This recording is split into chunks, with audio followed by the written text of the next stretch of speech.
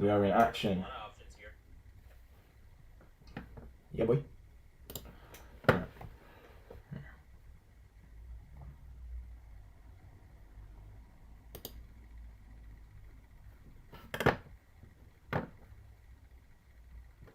Am I live again? Why am I live?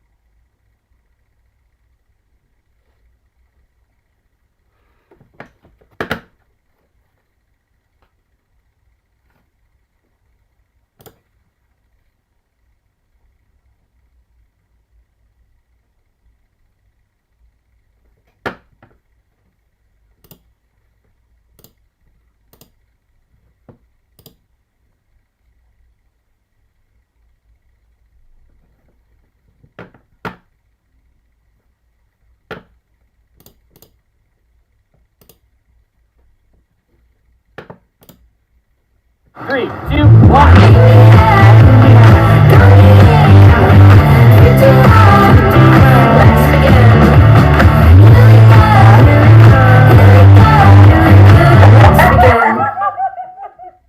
You guys know how it is when you buy a new Mac. It's super fast at first, and then pretty soon after it starts to slow down. It's probably because you haven't been using Clean My Mac. This is Piers.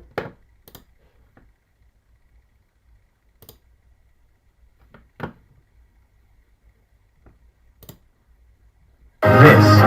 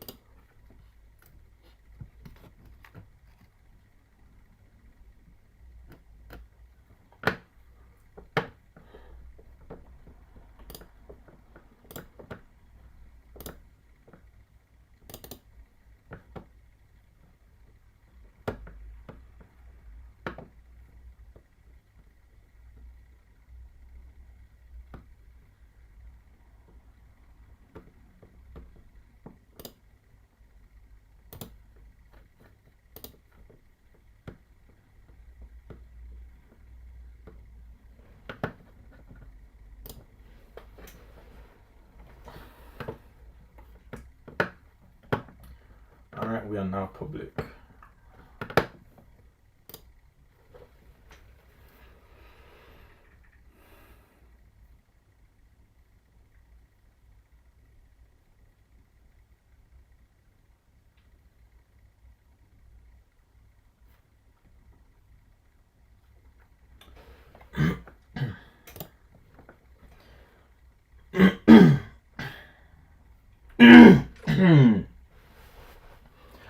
Okay, welcome to my channel. This is my first ever live stream, and I feel as if the world lives in a lot of comfortable lies.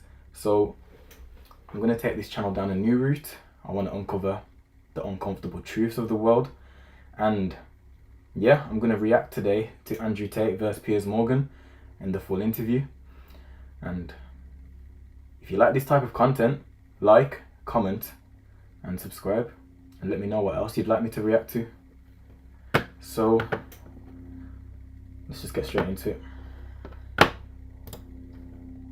Piers Morgan Uncensored.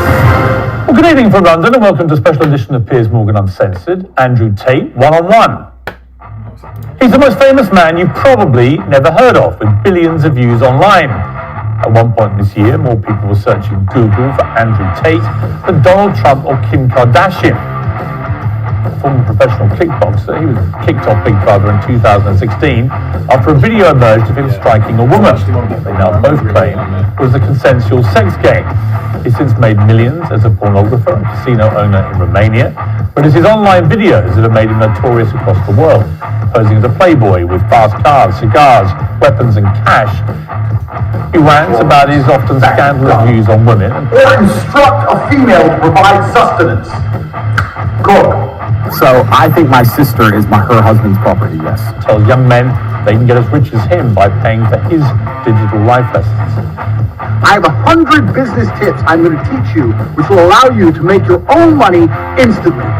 But amid a global media backlash, the net has closed on Andrew Tate. While millions still share his videos, he's effectively banned from the web, booted off Facebook, YouTube, Instagram, Twitter, and TikTok. To his fans, he's a misunderstood satirist and the victim of big tech censorship. To many others, he's a malicious misogynist. Tonight, I'll try and get to the truth. Well, some of the opinions Andrew Tate shares in his videos are undeniably deeply offensive. We're going to show you some of them on this show. I think you should see them for yourself, not simply hear what he says about them or what other people say about them. Tens of millions of people across the world follow Andrew Tate, and with a big following comes a big responsibility, as well as a public interest in holding his view. With great power comes great responsibility. Don't you forget that. To account. If outrageous opinions are read aloud, they can be challenged and exposed for what they are. If they're silenced, the person holding these views can become a martyr.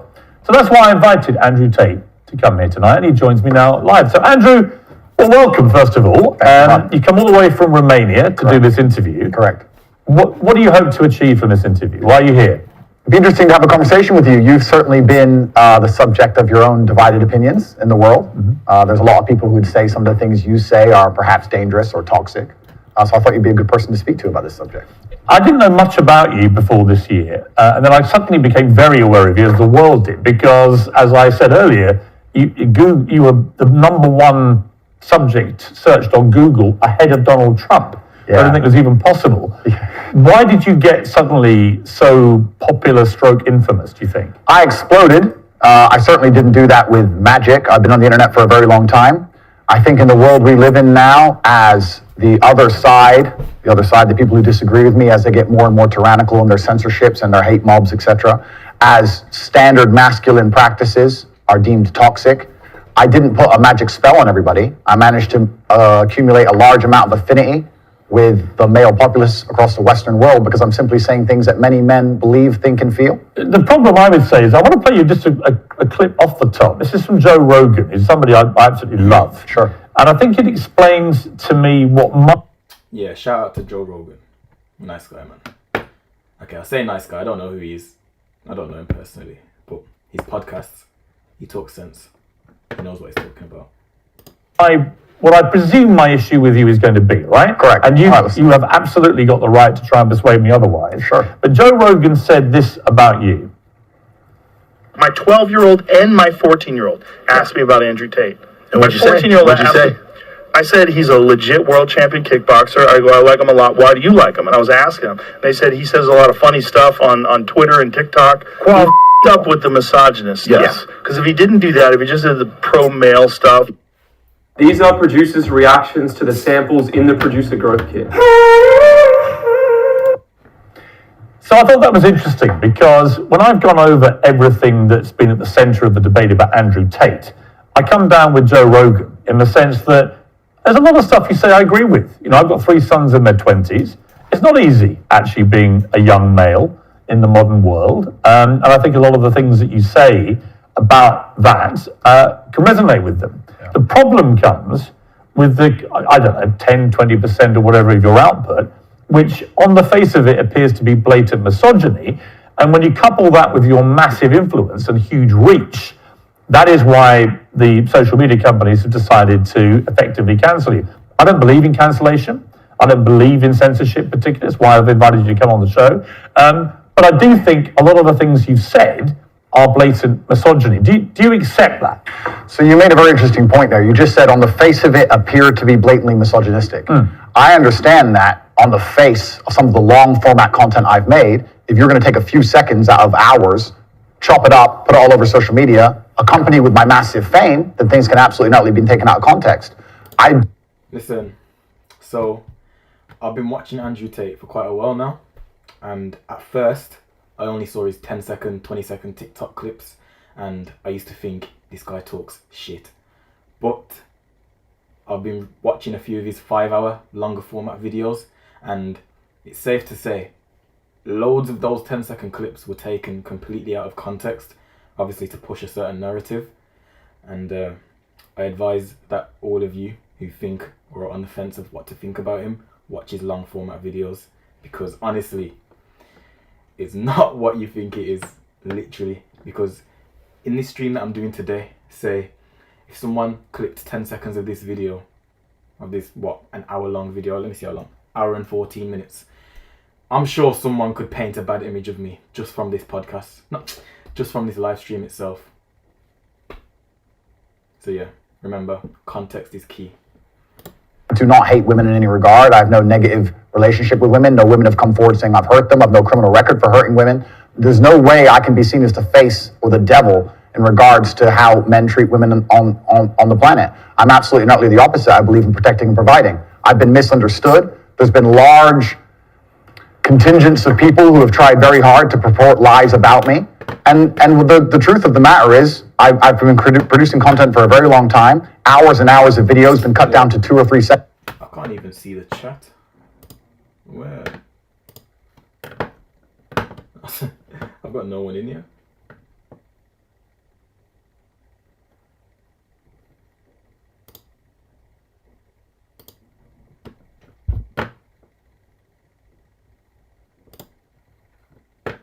Seconds of clip. Those clips have gone viral and people misunderstand me. But I think you've used this phrase of being taken out of context, and I'm not sure that is correct in the sense that it still comes out of your mouth. And some of the things you've said.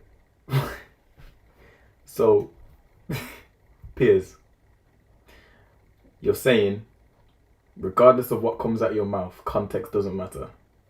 Context is everything, literally. I just think are blatantly. Well, let's do them. Let's go through some. Sure. Right. So you said this about Me Too stroke rape. This is probably 40% of the reason I moved to Romania. In Eastern Europe, none of this garbage flies. You go to the police and say he raped me back in 1988. They'll say, well, you should have done something about it back then. Yeah. So the point I was making was obviously at the height of the Me Too scandal, and also if we look at Amber Heard. Look, before I keep pausing in it, but before he gives a response, I just want to say, yeah, on the face value, that sounds mad. That sounds crazy.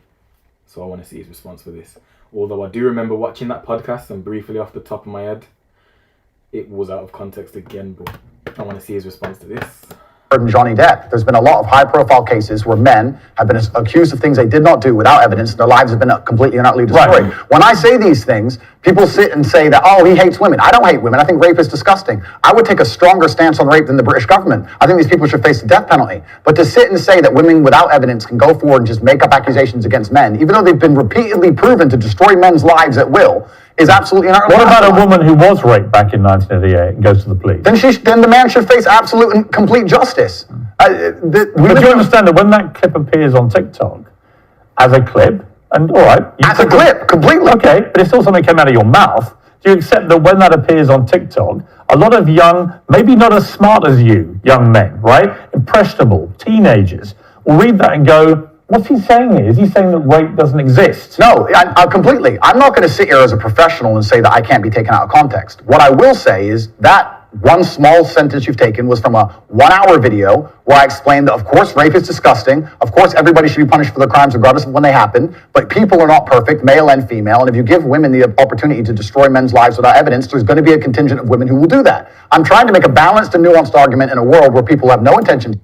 Yeah, you know what? I can't lie. If any woman falsely accuses a man of rape and the man can prove that, they should get the sentence that the man would have got had they been guilty of rape. I don't care, because the amount of cases where men's life has been ruined over that. Even the allegation could ruin it. No, not could. It does tarnish a man's image, especially a famous man. So the idea that a woman can just falsely accuse a man of rape and just get away with it when it was false is bizarre, insane. They deserve some sort of punishment. Absolutely insane. Span. They're going to take a few seconds, put it online, decide someone's good or bad, not be interested in the longer format video, and here I am. No, I'm certainly a person who takes personal responsibility. That's who I am as a person. But we live in a world now with TikTok videos 5 or 6 seconds long. There's no content. Do you think women are the property of men? No. The point I was making. Why have you said they are? Because I made a religious point. I said that when a man marries a woman, the woman's father walks her down the aisle, and hands her away to the man. Traditionally, this is what it says in the Bible. I'm a religious person. I believe in God. I live in the most religious country in the world. So you do think that the woman becomes the man? I think she takes his last name. I mean, let's watch the clip that you said about Sure. this so that we can get it in context. So I think my sister is her husband's property, yes. When a bride is walking down the aisle to marry the groom, the father walks next to her and gives her away. True or false? Absolutely. But I've been married twice, as it turns out, and on both occasions, I didn't believe that the woman was being handed to me as chattel, as property. Perhaps the way the reason I'm asked that question repeatedly, and I'm asked in a loaded way. So would you rephrase what you said there? Now, that's an interesting point about phrasing. The way I would say things before I was famous, I have to take personal responsibility and accept that if I make a video that 500 people see and 1% of them misunderstand it, that's not a problem. If I make a video that 5 million people see and 1% of them understand. So specifically on that point, I think my sister is her husband's property. She took his last name. She married him. She wanted to join his family. She has said it herself. Right. So she's still a sovereign individual. She's absolutely not a sovereign individual. Property means that the husband owns your sister. Listen, my friend, if you want to argue about this, you need to go back to the Bible, to the Quran. You need to argue with religious. No, I'm not talking about anything in the Bible or Quran. But that's what it says. No, I'm asking you what you think. I think that if a woman marries a man and she decides to take his last name, that they have different roles and responsibilities within that marriage, and I believe that. That's not the question. I believe the father. The father hands her. Don't behave like a politician. The father hands her to the man. Right, but don't be a politician, because I think you're a straight talker, right? You keep telling me you're a straight talker. I think my sister is her husband. Politicians, the dirty liars. Property. Do you regret saying it like that? I understand that with my newfound fame, perhaps it could be phrased differently. However, I still believe that a woman is given to the man in marriage. That's what I believe. Yeah, but not as property. No, the property is the word that other people use when they ask me the question. But as an equal partner in a loving union, that's what marriage actually means. It doesn't mean that when you get married, the woman is given to you as a bit of chattel. Agreed. So why say it? But that's the way that people ask me the question. People say to me, they ask. You can't blame people for asking you questions. Surely, if you want to be accountable for what you've said, you've got to own your responses, not blame the question. I own the response. Me asking you a question now, and you say something, and then say, Well, actually, I blame you for I asking. understand, Piers. Piers, I understand. I believe the woman is given to the man. I believe she's given away by the father. I believe she belongs to the man. So you If she do, belongs to so the man. fundamentally, all right. So fundamentally, you do believe that a woman becomes a man's property. At I marriage. believe she belongs to the man in marriage, correct. Right. Oh, you see, that to me is misogyny. And you're entitled to your opinion. Right. But do you not understand why people think it is misogyny? I understand why some people can be very offended by what I say. What they do is they take a point like that and they ignore all the other points I make the other way around. But that's why I've repeatedly asked you about that line to see if you've changed your position. But the reality is you haven't. It's not about changing positions. I'm a full-grown adult and I stick by the things I say and I'm responsible for them. Which by the way, is fine. Absolutely. So what you did say at the start of this little exchange, you said, I wouldn't maybe say things the same way now that I did before I was famous. And yet, actually, you've doubled down and said exactly the same thing. On certain points. So that is what you believe. That's my point. Yes. I'm trying to work out, look, I don't know you. We've Correct. just met, right? Yeah. I'm trying to work out who... Yo, this guy, Piers, he doesn't let people get words in.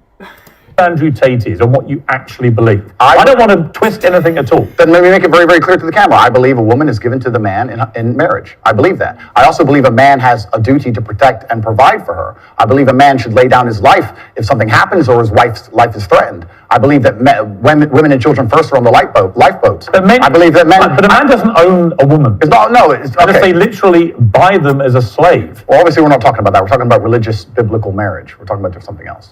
Yeah, but I'm a Christian. I don't believe that I own my wife. Do you believe your wife was given away to you when she took your last name? I believe that there is a process where a father traditionally walks his daughter down the aisle and hands his daughter to this man, and they stand there and become a union of two loving people in a partnership. No, there's no ownership involved. I didn't say ownership. He's not selling her. The father of the bride isn't selling his daughter. No, absolutely. That's what property means. She becomes a member of your family. Is it? I think we're arguing over semantics. We're not, though, because fundamentally, I don't believe a man owns a woman. You do.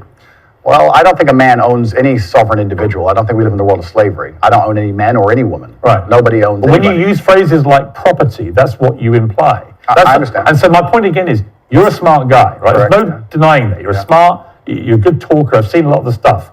But what I don't think you quite fully understand. No, I understand very well, When Piers. young, impressionable people I understand who are very not well. as smart see things like, I think my sister is her husband's property, yes, and you've just reaffirmed that belief.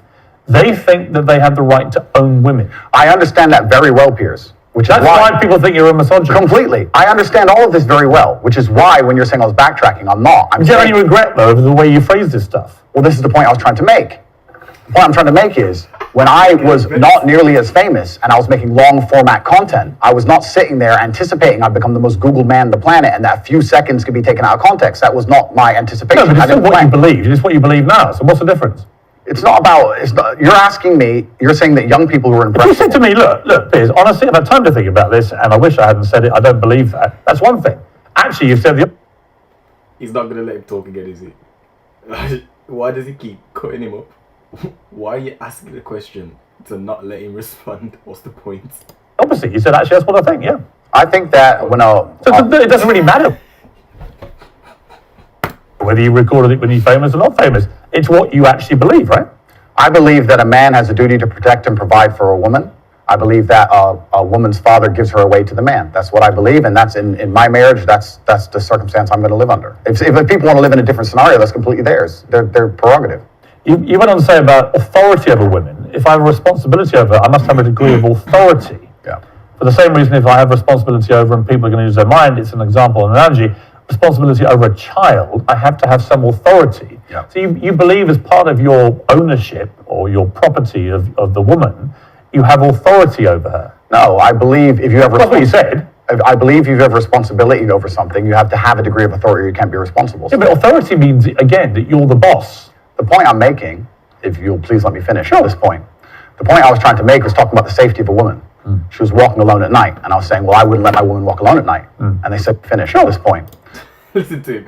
Listen to this. Authority over. Listen to how he goes, sure. Like it's no problem. No, I believe if you have That's what you said. I believe if you have responsibility over something, you have to have a degree of authority or you can't be responsible. Yeah, but authority means, again, that you're the boss. The point I'm making, if you'll please let me finish at this point. Man goes, sure. Like he's been letting him finish his sentences. The point I was trying to make was talking about the safety of a woman. She was walking alone at night, and I was saying, well, I wouldn't let my woman walk alone at night. And they said, well, you're not in charge of her, you don't get to decide what she does. I said, I understand, but if I'm responsible for her safety, and I'm the person who's burdened with making sure she is safe, I have to have the authority to say, don't put yourself in unsafe situations. The two things are linked. Well, you're an authority. You can absolutely have the right to say to the woman you're with, I don't think you should, but ultimately... If she decides, then I can't force her. Right, so authority implies that you have the ability to control someone. No, authority implies that I have the moral right to sit and say that that's an irresponsible thing to do, and I'm responsible for That's not what authority means. Well, I'm not going to... If you think I'm going to lock somebody up in their room, is that what you're implying? No, I don't think you know what authority means. I know what it means. Piers, I don't think you know what authority means. Because authority, if I'm not mistaken, is the right to like give orders to someone else. So, for example, if I'm the boss of the workplace, I have the authority and the right to tell this employee, don't do that. You know what I'm saying? So I feel like what Andrew's trying to say here is, naturally, with gender roles, a man is expected to protect their woman when it comes to physical type of confrontations and whatnot. Now, if she wants to leave the house at 2 a.m. or something silly, Andrew Tate, or the man in this position, has the right, the authority to say no, you ain't going out at that time. Obviously, then she has to make the decision whether or not she goes out. But yeah, I think that's fair enough, because at the end of the day, if something happens to your lady, she's going to be calling you, and you're going to have to come down there and risk your life to protect her. And of course, by all means, do so. But I mean, if I have that responsibility, I believe that I have the right to say don't go out and don't put yourself in those situations, because I don't want to continuously be in situations where, you know, my life can be taken from me because my female keeps putting herself in situations where I need to protect her. I think it's quite simple what he's trying to say, really. What are you doing?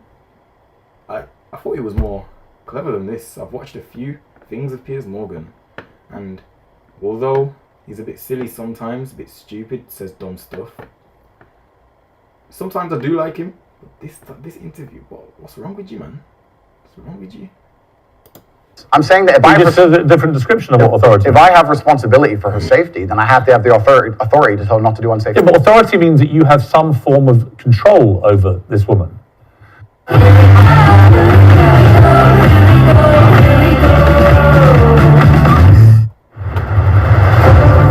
Online, I'm back. Immerses you in the universe with... I think what you're trying to I'm only trying to get to what you think. Honestly, I am. I come with no agenda here at all. I understand. I'm going to count how much times he interrupts him now, because what is going on here? He's going to interrupt him more times than I pause this video. And I'm explaining very, very clearly. If I have responsibility over said subject, I have to have authority of it. So let me say you have children, right? Right. You have responsibility for them. No, I have legal authority over my children.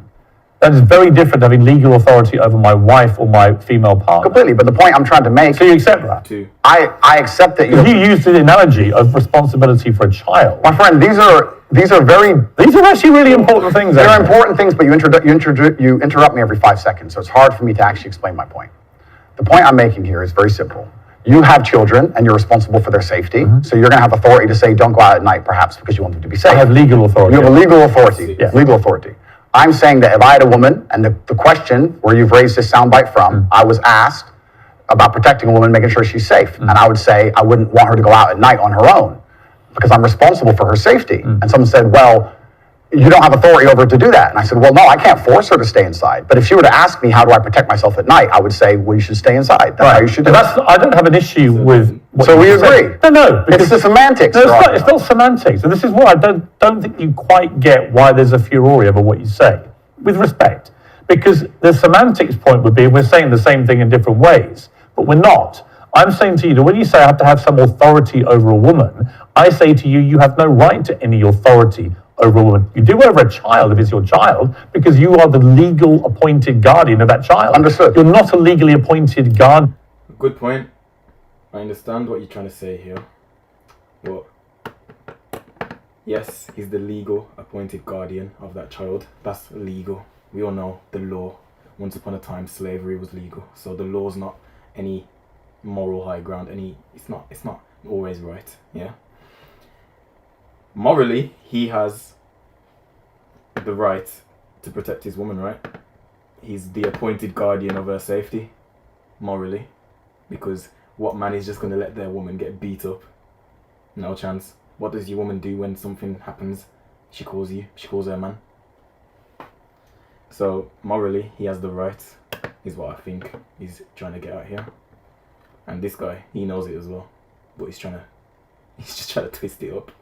Guardian or authority over your wife or female partner? Legally appointed, absolutely not. I agree. However, when it comes to things like personal responsibility or personal safety, men, largely by society, are accepted. We're the protectors and providers. We can sit here and pretend that in the world we live in, if me and my wife were walking down the street and men were to come up and try and attack us, I wouldn't be the one fighting. But we both know in reality I would. Right. I have a degree of responsibility to protect her. So if I have a degree of responsibility to protect her physically, then the point I'm trying to make is I will do my best to make sure she's never putting herself in unsafe You wish you hadn't used the word authority. The authority is something that she would give to me. She would come to me and say, how can I make sure I'm as safe as possible? But I don't want to interrupt you. I just want to point out that's not what authority means. If someone gives, a person can give voluntary authority is not authority. No, but that's... I don't want to interrupt you. 1 second later, interruption.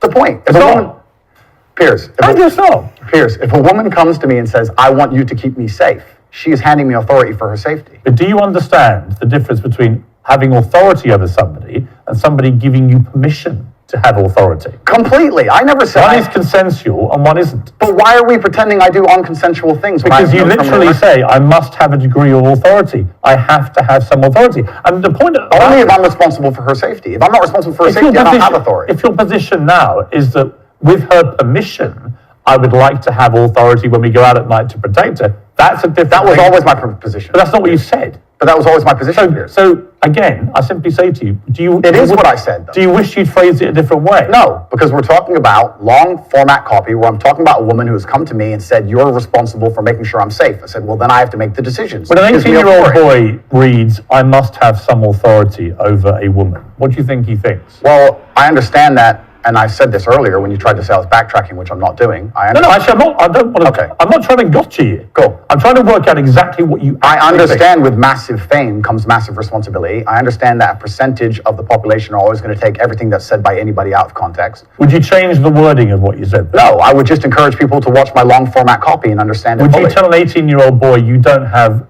authority over women? Absolutely. You would say that? Unless a woman comes to him and says, you're responsible for my safety, please make sure keep me safe. Like my woman says, that come to Andrew me. Tate, I can sign up to. Well, then we agree. Yeah, but I don't agree with what you said before. Because you're taking a soundbite from a 2-hour Yeah, but you haven't been conversation. taken out of context because I read you the entire sentence. It's But you've ignored all the context around the sentence, my friend. You can't ignore a sentence that says.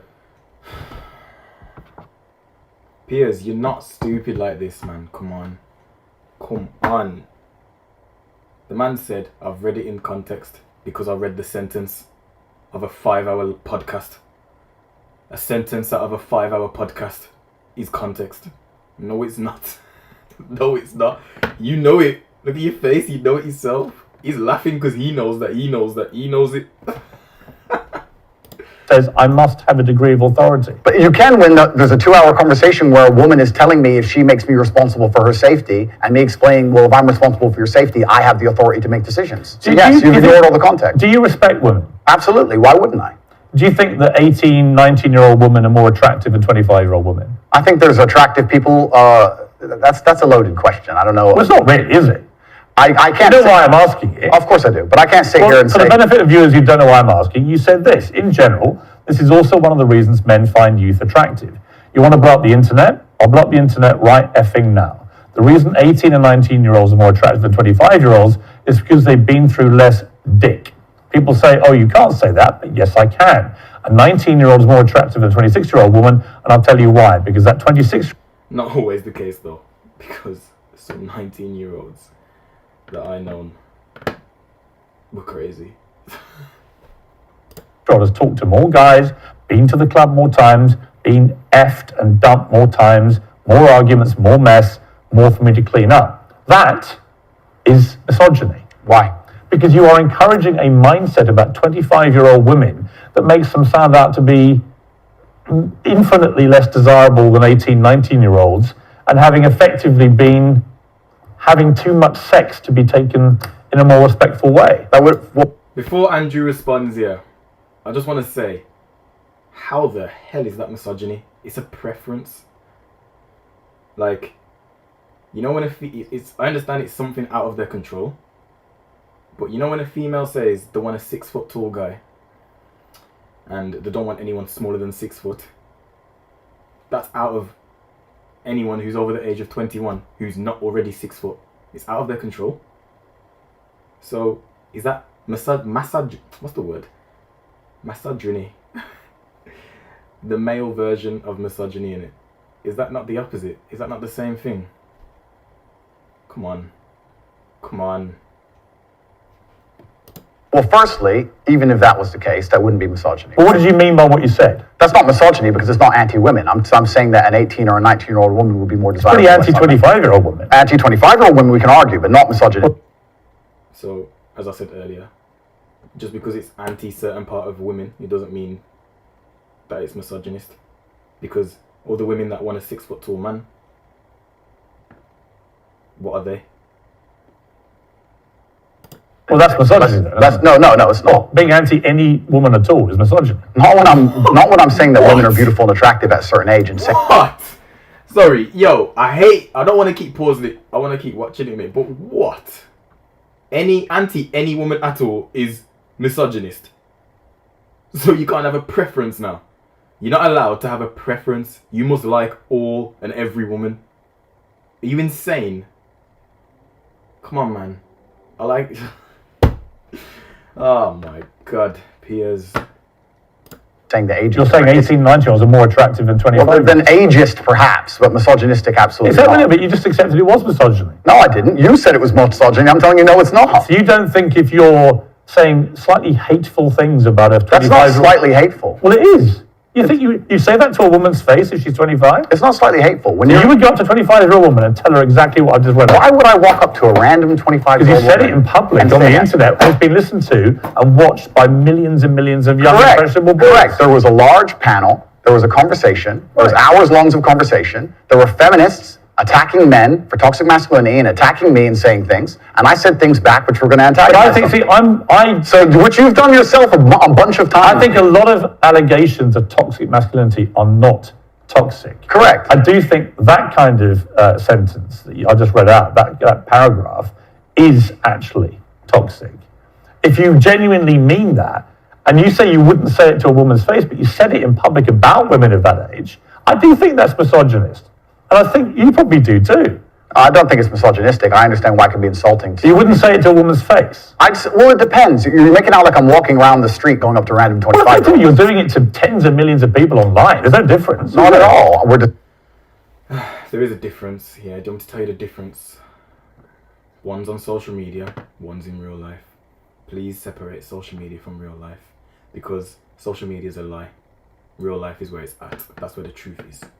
Discussing a topic, we were discussing the ideal age of a man. Should young boys, right, in their teens, are you comfortable that they would have that mindset? Be honest. I think that young boys in their teens lack life experience, they lack nuance, and they need to be very, very careful what they're digesting online, whether it's my content or anybody else's. I think you know for a fact millions of them are digesting exactly what you're saying. Completely. The entire internet, to a degree, I think any subject you can find, there's going to be a whole heap of I come back to the Joe Rogan thing, Andrew. Is that a lot of what you say, I agree with. Yeah. Right? I do, genuinely. I've read a lot of stuff you said. A lot of the stuff you talk about, I think, yeah, he's got a good point, right? So we agree about a lot of things. But when I read that kind of thing, I'm like, how much of that is you? How much of that is some act? Do you regret saying stuff like this? Actually, do you see it as weakness to admit you shouldn't have said something like that? No, I don't live with regret. I think what's happened is that, like I said, long format content, arguments with feminists, arguments with the top. I'm getting slightly bored now though, because he keeps on saying, like, you've said this, and he's said, I understand what I've said, but if you'd watched it in full format, you'd understand that that's not actually what I said. Context is very important. They've spent 23 minutes literally talking about this. And this guy's still talking about, but you've said this. And he's saying, go watch the live stream. Go watch the whole podcast. Basically, that's what he's saying. Watch the podcast. And he's saying, no, I just want to talk about this one sentence. Toxic masculine crowd, arguments with the left, and they're going to take a small clip, small sentence from ours, and they're going to try and paint me as a... But I'm not left or right. I don't know what you are, Piers. Exactly.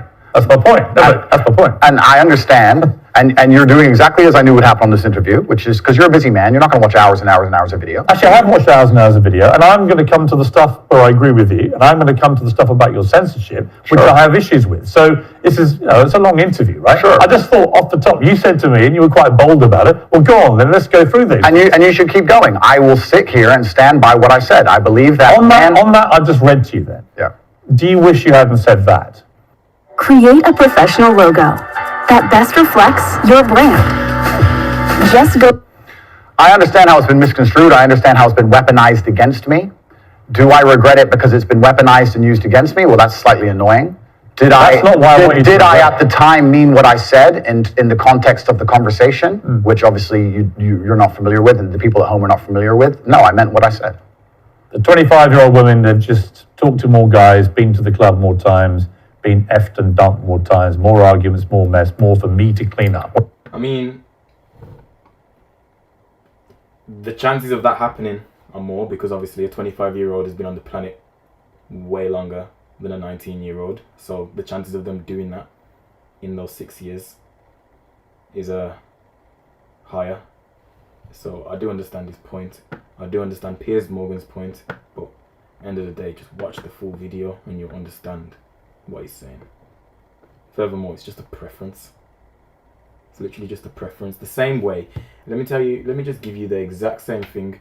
You see when a woman likes an older man with all of his things like put together, so he wants an older man with their career sorted out, an older, taller guy with a nice house, nice car, money, and yeah, their career sorted out.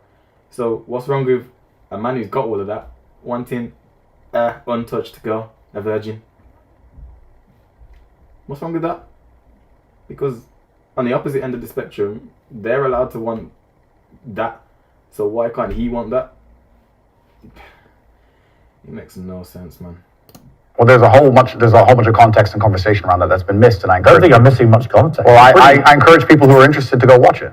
Right, but I mean, I've just read out 3 sentences on the bounce there. I don't think there's any context I'm missing. I mean, you made it pretty clear what you think about the difference between 18 and 90-year-old women. I wasn't and talking about 26-year-olds. myself, even. I was talking with a Muslim guy who was on the panel, and he was explaining how youth is very valued in most parts of the world, and why virginity is valued in most parts of the world. The feminists were arguing against it, and I was sitting there, actually very much like you, a mediator between the two, explaining why in most of the world still today, perhaps not in the Western world, virginity is coveted, youth is coveted in most of the world, and throughout all of human history. And I was sitting there making the point, explaining why in certain parts of the world they think how they do, Well, even though it's very different to the Western world. So I was making a point, mediating between two groups very similar to yourself. The conversation has been misunderstood. They've taken this clip of it and it's been weaponized and used against me. I understand that is because I am now the most famous Google person on the planet. It's inconvenient, sure, but I'm definitely not a danger to women in any regard. I date women 25, 26, 27 years old all the time. None of them are offended by the things I don't I think say. you're a danger to women. Of course not. I think the danger, if it concerns you, the danger is the influence you have on young men to have this kind of mindset about women. And that's really where I'm trying to get to what you really believe and how much you've just shot off because you think it's like entertaining and you haven't really given it much thought. And whether now you're a bit older and you've had all the fallout, whether part of you is thinking, actually, if I had, as Joe Rogan says, if you hadn't said stuff like this, you'd probably still be on these platforms. You'd be massively more popular, massively more famous, massively richer. So I'm really... To be honest, I don't think he would have been more popular had he stayed on the platforms. I feel like ironically, they've made him more famous by banning him on absolutely everything because he just went to Rumble and he put the stocks up on Rumble and got more subscribers on Rumble than he had on YouTube within a day or two, I believe. So, yeah. really just trying to get to on the blatantly misogynist stuff. Do you just wish you hadn't said it? With great power comes great responsibility. It was certainly said before the great power came. It's inconvenient to a degree. However, like I said at the time, with the context of the conversation, I know that I'm not saying things which I believe to be detrimental to the world. However, they've been misconstrued, they've been misunderstood. If a 25-year-old woman was watching this, would you say, I'm sorry for saying that? Well, I wouldn't want anyone to be offended by anything I say, but I say things. But I say things that offend, and this is the thing that's interesting, Piers. Please let me finish. I mean, you're behaving like a politician. But hang on, you can say I'm interrupting. You do, but you're answering a different question to the one I asked you.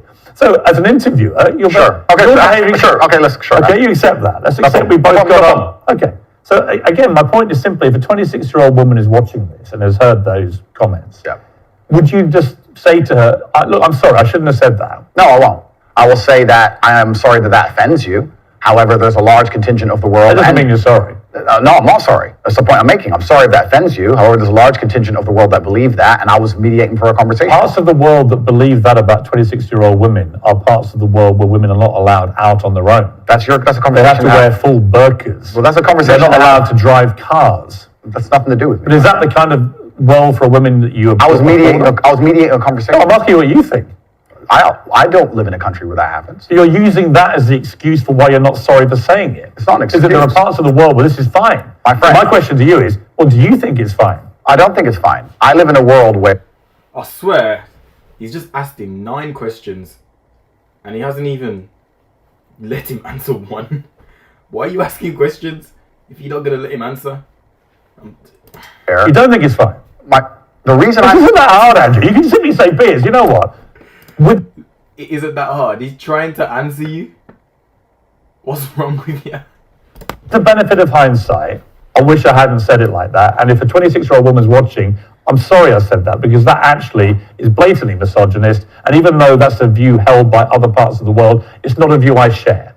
Now, I would respect you more if you said that. Yeah. But if you try and say, well, it's said in other parts of the world, so I'm not sorry. I think that doesn't tell me what you think. Then you need to understand why my content existed in the first place. My content existed because I tried my very hardest to be an absolute and utter realist, especially with uncomfortable truths. I was pointing out that very uncomfortable... Is that a truth? It's an uncomfortable truth in many parts of the world. It's not a truth that I'm happy about. It's not a truth I'm creating. Hang on. You're doing it again. What do you mean that's a truth in other parts of the world? That's what you said. It's not, you're not talking about another part of the world. You're talking about what you believe is the difference between 18 and 90-year-olds and 26-year-olds. I was talking about... Your belief. I was talking about what the people on the panel believe the difference is. So what do you think the difference is? I think the difference is age. What's the difference then? Well, then a 26-year-old's older than a 19-year-old. And so you stand by what you said about talking to the guys, being to the club more times, being effed and dumped more times. Well, you believe that or not? No, there's plenty of 26-year-old women who have been with one man or virgins, right. Of course. So you don't believe that? I don't think that the age is the only thing that's going to decipher how many men or women... Right, so if you don't actually believe what you said, just say sorry. It's not about not believing what I'm saying. It's about you understanding that there's large conversations going on. I'm just reading back stuff you've said. I know I'm asking you, do you believe it? I believe that it's more likely a 26-year-old's had more partners than a 19-year-old. Right. You don't know that. I don't know that. You're right. In fact, there could be absolutely no evidence for that whatsoever. Completely agree. So why say it? Why stigmatize all 26-year-old women? It's not about... We're repeating ourselves here. We're not really. I'm just trying to get to what you actually believe. I believe that men find youth attractive in general.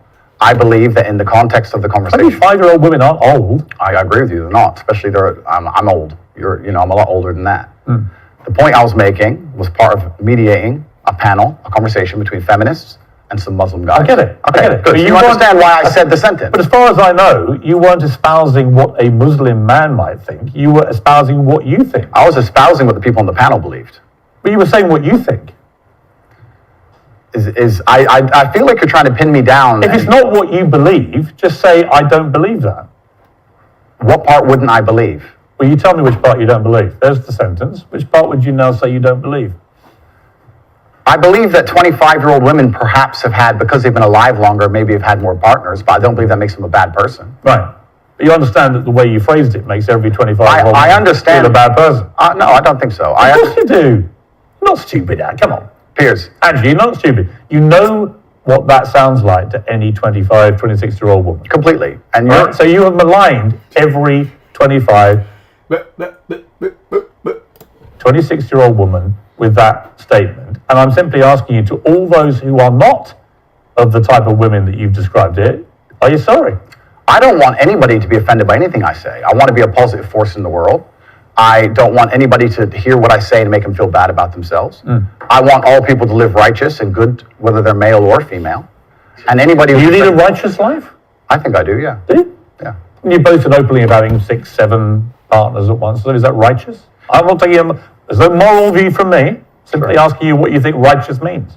I think righteous is living true to your heart and knowing that you're doing good by people, not snaking anybody, not lying to anybody. I know I live a very righteous life. Have you ever been in love? Yeah. How many times? Plenty. I believe in love between men and women. A I think- real love, you know. Where Yeah. how many times would you say? Enough. I believe men and women are a beautiful union. I think we're slightly different, but when we work together, we're the most powerful force in the world. How many women have you loved? I don't know, Piers. A few. Give me a ballpark. 5, 10, 20? Let's say You don't forget how many people you've been in love with. let's say 10. I mean, I've been in love, and I certainly believe that men and women, when they work together, it's the most beautiful force on the planet. I believe in 10. Mine's 1. But then again, I'm only 22. So I suppose I've got a lot of time left, but I can't imagine it being 2. family. I believe in children. I believe in. If you believe in family and children and love, Yeah. why are you single? I'm not single. Well, you're not married, something. Well, if I was married, the last thing I would do is advertise it to the feral psychopaths on the internet. So I'm not a feral psychopath. Well, like You called me friend earlier. can be debated, Piers. But the point I'm making as a whole is that all of these. Do you want to get married? Is my point. No, but let's please for a You second. don't or you do? Let's please for a second because you've interrupted me so many times. I've failed to. Well, actually, I've only I'll answer interrupted you them. just to be clear when you've actually answered a different question. Cool. Well, then on all these points you're And you've making, admitted that. on all these points you're making on repeat, you're taking these sentences and on repeat you're you're weaponizing them against me. I'm not I understand. weaponizing anything. Okay, it's fine. No, The you're point- weaponizing the weaponizing. That No doesn't problem. exist. No problem. But You the- said to me, come on, bring it on, read out all the things that you think are blatant misogyny. All I've done is literally read out all the things we identified from all the research that I thought were blatantly misogynist and Understood. giving you the chance to respond. And the only time I've interrupted you is when you've tried to answer a completely different question. Understood, Piers. But these things were said in large context where often I'm talking about how, for example, on the same podcast where you've read one of them sentences from, I was talking about how it's a man's duty to die by a woman. And the guy asked me, he said, if 10 men with knives attacked your woman, wouldn't you just, I said, yeah, I'd stand and die. I'd never just run away because I have a duty as a man. I must die on the spot to protect her honor and my honor. I'm talking about a man having responsibility to his duties. I'm talking about the old traditional ways of masculinity. And what happens is a few sentences from such a long conversation is taken and used against I him. understand that. So I want you to understand that I'm talking about protecting and providing for women. I'm talking about a man Do making you sure want to a get woman- married? No, but we have to all feed into each other, Piers. I'm talking about That's protecting. not a hard question. No, but I'm talking about protecting and providing for a woman. I'm talking about a man being responsible for her safety. I understand. So of course I believe in men and women. Of course I believe in love. Of course I believe in marriage. Of course I believe in family. No, but none The of that was idea my that I don't question. believe in the idea that I don't believe in these things I is didn't ask you crazy. if you believed in it. I asked you if you're going to get married. One day, absolutely. You'd like to. If I'm not married already, I will be married one day. If I'm not, Well, you might be secretly married. I could be married. Correct. Why would you not tell me either way? Why would I advertise to the feral psychopaths of the world who have tried their very best to destroy me for an opinion about my private life and the things that are most sacred to me? Why Do would you I think do if that? you You know what? Yeah, that's mad. What he's just said there is mad because what I've noticed is free speech is being attacked and people's personal opinions are moving. Like it's all weird. Like you can't have an opinion on certain things. Like you can't have an opposing opinion on the LGBT community, otherwise you're cancelled. Especially if you've got a following. If you have an opposing opinion on the LGBT community, if you're not supporting it directly, you're against it. How about people that just don't want to be involved in it?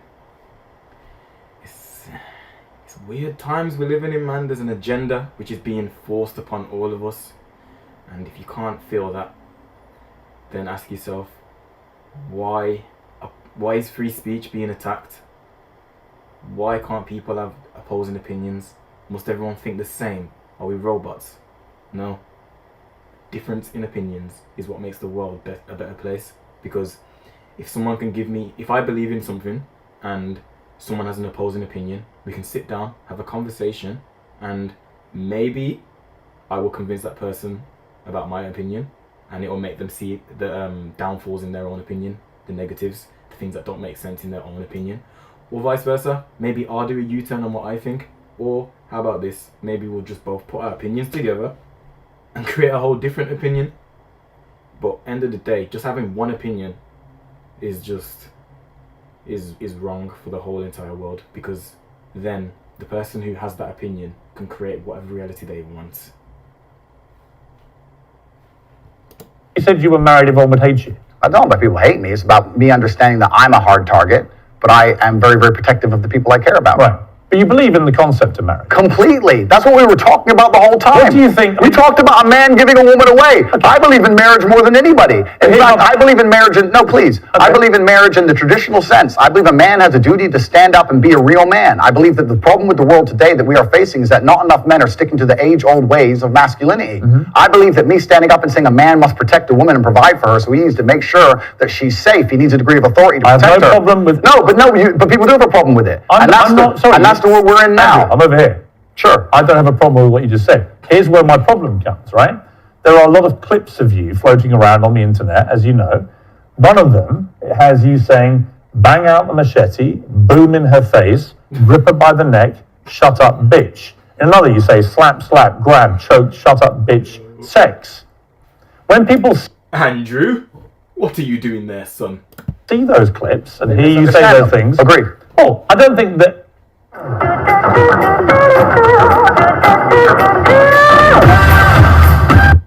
It's not hard to misunderstand it. It is. You might say that it's consensual. Other people would say, whether it's consensual or not, that's a very ugly way to talk about women. Completely. Now let's hitting them with machetes. No, watch the whole video. It's a girl coming at me with a machete and me saying, here, slap the machete out of her hand. She's attacking me. So you don't understand. This is the exact point. I do understand. No, people don't watch them in full. And this is actually what's interesting. And please don't interrupt me on this point. Social media has changed in modern times. YouTube 5 years ago was 5, 6, 7, 8 minute long videos. Now we have TikTok, 10 seconds, 15 seconds, 20 seconds, YouTube shorts, Instagram stories. Now anything you produce that's long form is cut down to very, very short form. They're interested in clicks, they're interested in engagement. They find the most controversial clips they can on purpose. You benefited from all that. Everybody benefits from social media views. As do you. Was it the Hustler? What is it I had an online school called Hustlers University. Right. And their whole job was to promote your clips. Make you rich and famous. So you benefited from this system, the one you now profess to hate. You benefited from it. I never said I hated it. You clickbaited like the best of them. I never said I hated it. I'm saying what happened. I don't hate it. I don't hate social media. I think it's a very powerful force. I don't hate the social media. I'm saying the point is, I think you can talk, you can talk to girlfriends of yours, maybe a secret wife, I don't know. It's entirely up to you. Or two. Maybe you've got 10 wives, that's your business. I don't care, right? My only thing is, I don't care what you do in private. If it's consensual between you and another woman, you can do what you like, right? It's your life. I believe in freedom and liberty. It's when you say it in public, it's the influence that this kind of thing has on young men. Agree. Right? And I speak to someone with 3 sons, right? Who are, by the way, they're intrigued by you. They're fascinated, right? You're a big thing in that world of TikTok and so on. So they all are aware of you and what you say. So they're all looking. And when they see things like the machete thing, I get the context, because I'm a 57-year-old guy who's been around the block a bit, and I can get what you said, and you responding to a particular scenario, which you'd created where a woman... But it can be misunderstood. I understand. So my point to you is, given that you know it can be misunderstood, do you regret saying things like this on camera, where it can be disseminated by less intelligent young males who think that is actually what they should be doing to women? And finally, we get to the point of the issue, which is the point I tried to make at the very beginning. When I made a video before I was famous that got 500 views, me being concerned that 1% of people will misunderstand it was not relevant. Where you start getting 5 million views a video, 50 million views a video, 1% of people misunderstanding it change what no, it doesn't. But it becomes a much larger problem. So with great fame comes great responsibility. Right. So I agree. Now that I'm famous, do I say things the same way as I did back before I was famous? Absolutely not. Right. As neither would you or nearly any other famous person on the planet. So once you become famous, you have to be a lot more careful with how you say things. I understand. So my logical follow-up to that remains, do you regret then saying it the way you said it? I can't live in regret by saying something before I was famous on a camera which barely anybody watched, and then I became famous afterwards. That would be a very asinine way to view the world. Do you stand by all those things? I can't live in regret because I didn't know I was going to become the most famous man on the planet. That regret would be the wrong word. Is it inconvenient? Sure. But I can't sit here and say, I wish I knew 6 years ago I'd be the most famous man on the planet and monitored all of my speech forever. That's asinine. You see, but one of the problems that people have with you is that they think you have a malevolent influence on young people. This was the You know how true that statement is? KSI is an example, yeah? KSI, if anyone's familiar with KSI, this guy used to do videos talking about rape and just joking around about rape and whatnot. If you watch KSI now, this guy does not say a single political incorrect thing at all. It's like every time he puts a video on, it's like someone's got a gun at the back of his head, and if he says anything wrong, it's just gonna go off. And the difference between then and now is obviously the world's changed, everyone's a bit more sensitive now, but the main difference is this: he's got a bigger following. Back then he had hardly any views, whereas now he's one of the most famous people in the world. So now his reach is on a lot more, like, he reaches a bigger audience, doesn't he? So with that being said, he has to be more careful of what he's saying, because if more people are watching your videos, the more chance that more people can misunderstand you and take the wrong message from your videos. So that's the point that he's getting at here, and I think Piers is acting a bit silly. excuse that was put out by the big tech companies. Excuse being the key word. Well, it may be, actually. You know, I intrinsically, I have a problem with censorship. I don't think Donald Trump should be banned from Twitter, for example, because the Ayatollah of Iran remains on Twitter and other social media platforms. And whatever I think of you, you're not the Ayatollah of Iran, right? So to me, there's got to be perspective here. And I don't understand the inconsistency by what companies like Twitter, how they treat the leader of Iran, and someone like you. It seems to me they're much more draconian on people like you than they are with people who perhaps should not be allowed platforms. I'll tell you why they deleted him. I'll tell you right now. The reason why he got cancelled is because he's telling the truth. He's waking people up to the matrix here. Essentially, that's what it is. We all live a lie, yeah, and he's waking people up to it, and he's giving people like free advice on how to not be part of that system. Because working from because let's just sum up the system as a whole right now, yeah. So the system is, you get birthed, you come outside of your mum, yeah, and then next couple of years you put into nursery, and then you're put into school, and then you go to school every single day, you have the weekends off, it prepares you for the 9-to-5 life, yeah. So you go to school, you go to college, you go to university, and then you come out, you get a job, and then you work every day, well, 5 days a week on average, and you retire at 65, not even 65, 68 right now. And the next 2 years, it's probably going to be fucking 74. Like, you're going to be... Who wants to work until they're 68? That's too old. 68, you shouldn't be working. You should be sitting at home, relaxing. So, what he's done is, he's teaching people the ways in order to not be part of that. He's teaching people that the school system, education system, all of that, the working system, is all a scam. I understand you need to have workers in order to, you know, for society to run, and there will always be workers, but as a whole, that's not the way that life should be lived. I've always been like this. You should never live a life where you're working more so than you can relax, like, because 9 to 5 is not only 9 to 5, it's the commute to work, the commute from work, getting dressed, you know, getting changed.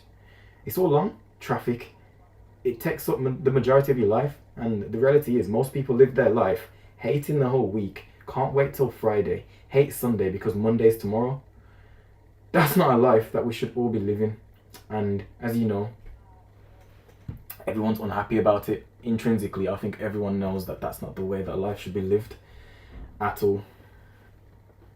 Generally, I don't really agree with no platforming people. But I think what's interesting talking to you is it seems to me like you have gone on a bit of a journey of self-awareness about the impact of some of the stuff you said in the past, and you have said you wouldn't say it again in the same way. Now, you may not want to express regret for that, but it shows me that at the very least, you have evolved to somebody who recognizes that these can be quite damaging in the way that you said them. Completely. As a professional and as an adult, it would be stupid for me to sit here and say that now that I'm the most famous man on the planet, my words do not have more impact than they did before. With impact, with power comes responsibility, and things need to be worded in a very careful way. Now, when I do a long format interview, I have to sit there and consciously understand that any 10 seconds of that can be cut and used against me. So I have to be a lot more careful with how I say my words and how I construct my sentences. Of course, we agree with all of that. That's exactly what's happened to me. I agree with all of that. I don't want to be seen as a negative influence in the world. I know that there's a whole bunch of men. I get thousands of emails a week from men whose lives I've saved.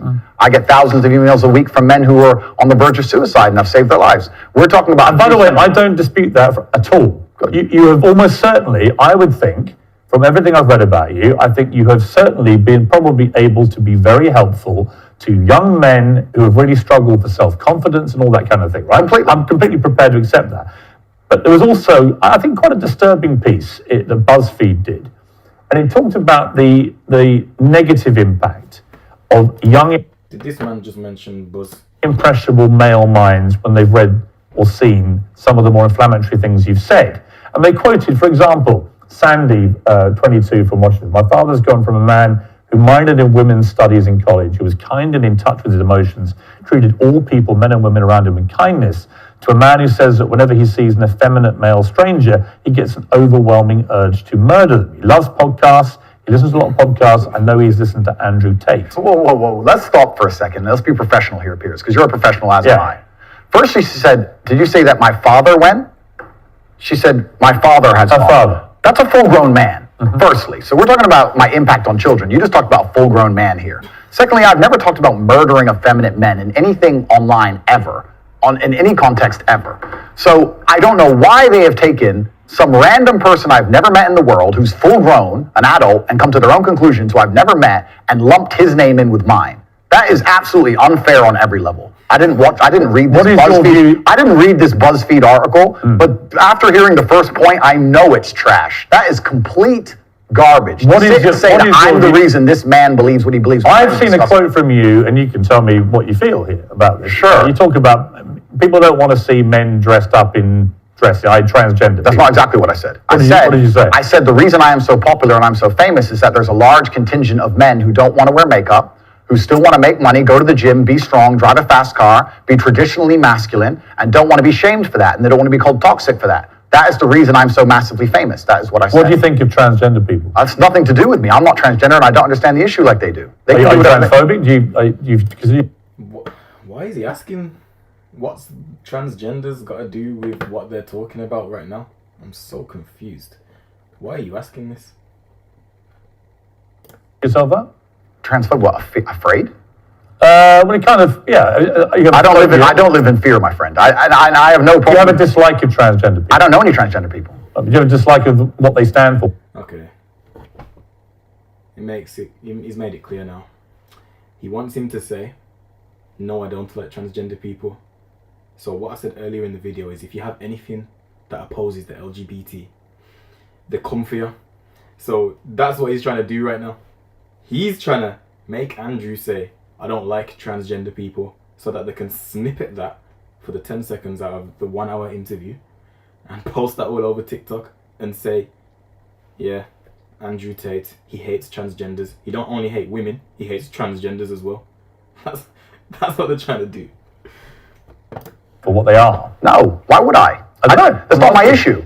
That's not my issue. And that's actually quite interesting because when I was attacked, a lot of these stupid articles like BuzzFeed, because it's ridiculous, that first point proves anyone with a brain knows that that's garbage. When they attacked me, they lump a whole bunch of things in together. They say misogynistic, racist, transphobic. They just put them all together at random. I'm mixed race. By the way, I don't know where they get these. They just get these buzzwords and put them in a sentence. By the way, I completely agree. It's crazy. And I've had the same thing done to me. Okay. And I'm not calling you anything. I'm asking you what you personally believe you are. It's not an issue I discuss. What I do discuss is that... So you support transgender people? I support individual liberty. I'm a libertarian. Yeah, so you support transgender people? Sure. Why not? Exactly, yeah. So, but my point is, as a whole, you're saying that I'm saying I don't want to see men in dresses. I'm saying no. You support gay people? Sure.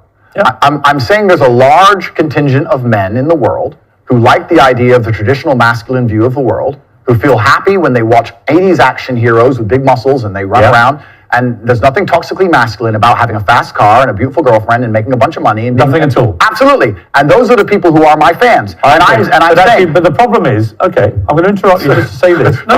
Okay, but you're saying that I have a problem with men in dresses. I'm saying no. The people who watch my content. That question you've answered. Yeah, but the people who watch my content don't want to see men in dresses. Clearly, I don't wear a dress. That's the point I'm Not making. why they're watching your content. No. You're not wearing a dress. No, but that's the point I'm making. That's the point I was making. There's a large contingent of men who are not interested in the things that perhaps the YouTube algorithm's trying to feed them. I think there are They lots find my of, content. look, when you support masculinity and masculine traits, I'm with you, right? Okay, so you agree a man should protect and provide for a woman? Absolutely. Okay, so you agree if you were walking down the street with a woman, you'd be responsible with her safety? Yeah. Cool, absolutely. So if that woman wanted to walk alone I at don't night, think I have authority over the woman as we do that. Okay, so let me ask you another question, Piers, because we are professionals. Let's say your woman decided she wanted to take a nice little walk through the south side of Chicago at 2 a.m., and she wanted you to go with her, and you were responsible for fighting and dying on the spot if she was attacked. Don't you think you would say to her, no, we're not going out right now, it's not safe? Yes. Okay, so you would have authority to make the decision. So No, we I agree. wouldn't. So I we- would say, so I we don't agree. think you should. If she decides to, it's her own volition. Well, if she decides, you're not going to stop I have her. no power to stop her. Completely. But you think you do. No, I don't think I have power You to stop clearly her. do. No, I think I have power to make the decision. I think, no, that's not So sensible. if you have the power to make the decision, you have the power to stop her. No, because And if that's she- where we differ. That's why I think it's interesting about you. What? The point, he's just agreed with him and then said, put words in his mouth and then disagreed with the words that he's put in his mouth. The reality is, if I'm look, let me just, I only can use myself as an example here. If my female wants to go outside at 2 a.m. or in a dangerous area, which is known for, you know, robberies or whatever, why in the hell would I say yes, knowing that I'm responsible for her safety? Why would I allow for me and her to go outside? I'm not gonna, at that time, I'm not gonna hold her by her neck and throw her inside and lock her inside the door, inside the house. I'm not gonna do that. But I'm gonna suggest that you like don't go, and I'll convince her not to go. Obviously, I can't force her. If she does want to go, then that's her own problem. End of the day. But the reality is, I wouldn't. You get what I'm saying, and he's just agreed with it. I don't think you really think through what you're saying. I think through what I'm saying Because so carefully. Yeah, but Andrew, what Piers. you've literally just said is that you have the power to stop No, her. I said I don't have the power to stop her. I'm not going to lock her in the room. I'm saying that. So if as she a- wants to go on her own, then she's going to go. then But you as don't a have cou- authority to stop her. Okay, but as a couple, if we're going to sit there and decide if we're going to take this. You asked date- me, would I feel a sense of responsibility for her safety? Absolutely. Agreed. Absolutely. So would let me I have finish, the Piers. power or authority to stop her doing it? No. No, of course not. So let me finish, Piers. You're not going to stop her walking out the hotel. Of course, it's her decision. She's a sovereign individual. My point is that usually in a couple, you sit there as a team and you discuss, and perhaps on certain issues, the woman will know more about X and she'll decide X, and the man might know more about Y and he'll decide Y. So I'm saying if we're as a couple and we're sitting there and deciding, as a couple, as a team, and she says she wants to take this late night stroll, I'm going to say, you know what, I'm going to veto this one. I'm going to call veto do you on this believe one because in- it's dangerous, Right. which to a degree would give me, in that particular scenario, a degree of authority. If she said, I don't want to listen to you, Andrew. doesn't give you authority. If she says, I don't want to listen to you, Andrew, I want to go on that walk. How does it not give him authority? He just hates the word authority because that's the only thing that they disagree on, is the word authority. It gives him the right to make the decision to say, no, we're not going out. Obviously, the female can disagree and still go out anyway. He's not going to lock her inside. But he's not going to come and save her when something goes wrong.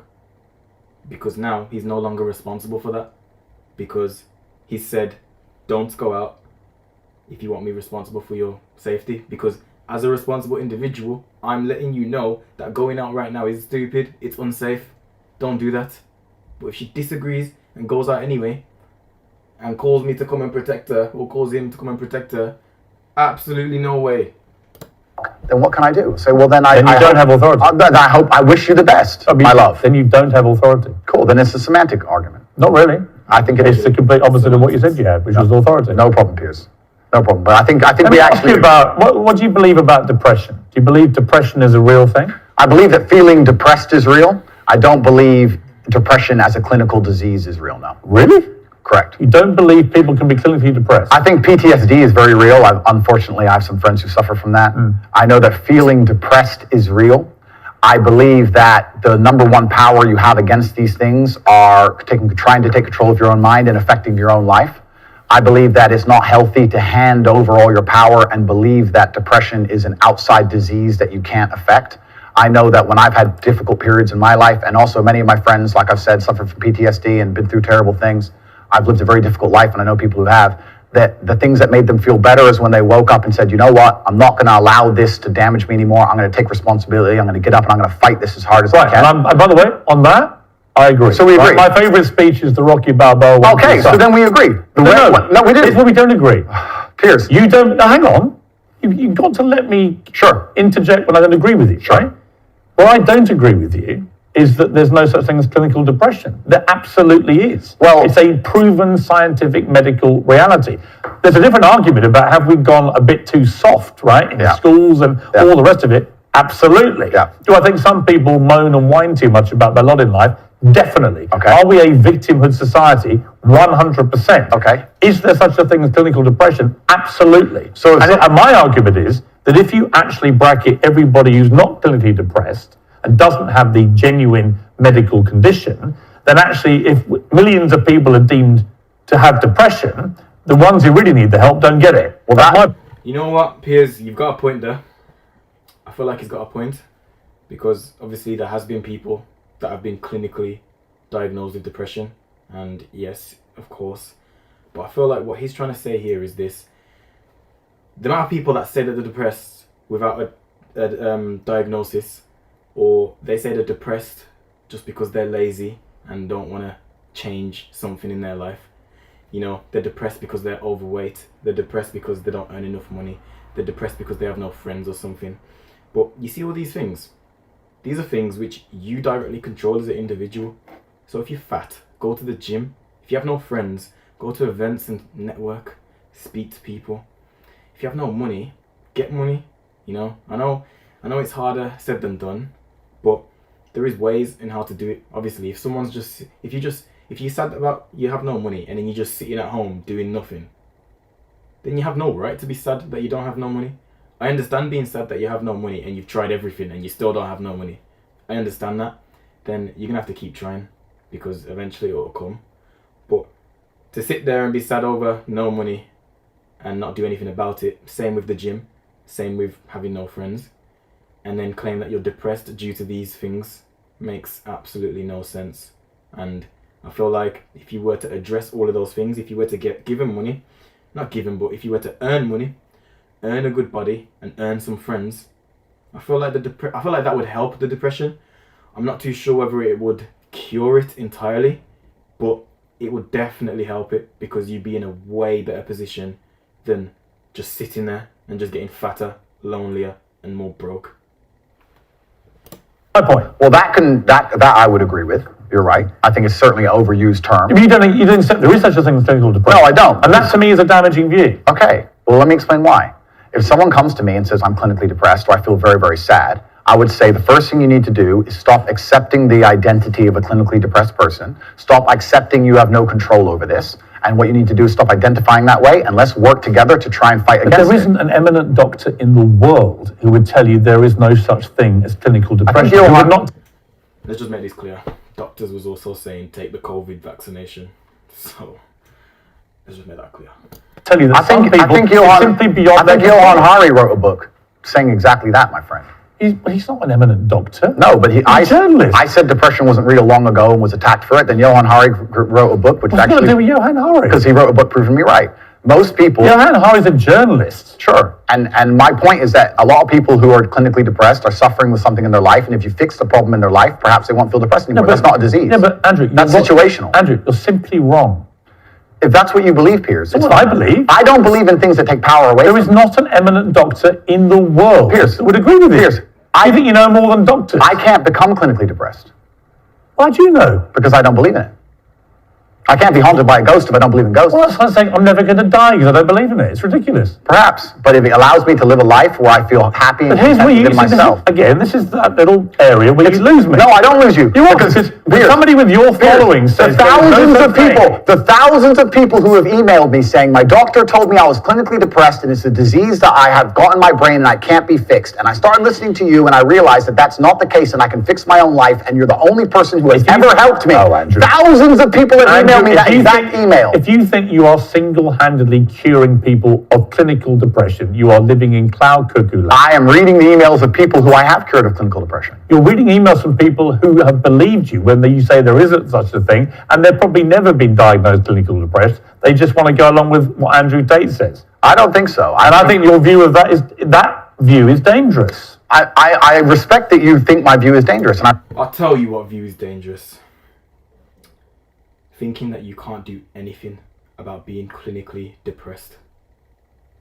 If you sit there and say, that's it, I'm depressed and there's nothing that I can do about it, that's just me for the rest of my life, I'm always going to feel like shit, then you are in more trouble than someone who thinks, you know what, right now I'm clinically depressed, but that's going to change. I'm going to go to the gym, I'm going to make more friends, and I'm going to get more money, and I'm going to fix up my appearance.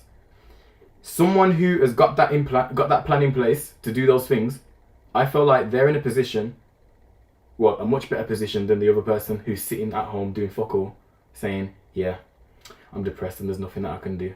Because just maybe one of those things are making that person feel depressed. And once they rectify that thing, maybe they won't be as depressed anymore, you know? It's just a thought. It's just a thought, because end of the day, if you feel bad, change it. I respect you have the right to view that, to think that. I think that clinical depression, I actually agree with you, is massively overdiagnosed. I've already said that PTSD is a very real thing. I've already said... hang on. Okay. Again, you're misquoting me. I did not say clinical depression is massively overdiagnosed. I said that people who claim to be depressed but don't have clinical depression, I think that is massively overblown, right? In other words, there are a lot of people who just have a bad day and declare, I've got depression. Yeah. And I say, well, have you been to a doctor? Have you been clinically diagnosed? If you have... It's literally true though. People will be like, I'm depressed because I have no job and I do nothing and I'm fat and I'm broke. Meanwhile, in Iran or Iraq or wherever, some 10-year-old kid's family has been blown up to smithereens and it's just them left alive and they witnessed that thing. And you're complaining about just sitting at home doing nothing over little minor things. You know what I'm saying? Like, yes. And you have clinical depression, that's one thing. But if you haven't, we could probably work on some mental strength and resilience skills with you. But a clinically depressed person has an absolutely proven medical condition that is beyond their control. Not according to me and many others, my friend. Well, look, what do you know about it, honestly? I know. You see that? Beyond their control. I hate that word. Beyond their control. Well, I hate that phrase. Beyond their control. So if I'm clinically depressed, that's it. I'm done. I just gotta take a tablet for the rest of my life and that's it. I'm just gonna feel like shit forever. No. Oh, I know. You're not a doctor, you're not trained, are you? I'm not a doctor. You're not a psychiatrist, you're none of those things. Sure. You're a guy on the make, he's done very well for himself, spouting stuff off, much of which I agree with, as you've seen in the interview, but some of which is ludicrous, and that's one of them. It's not ludicrous. It is. It's not. If you said to me, we're in a victimhood society, it's got to stop, I'm with you. Okay. At the moment you try and deny clinical depression. I believe feeling depressed is real.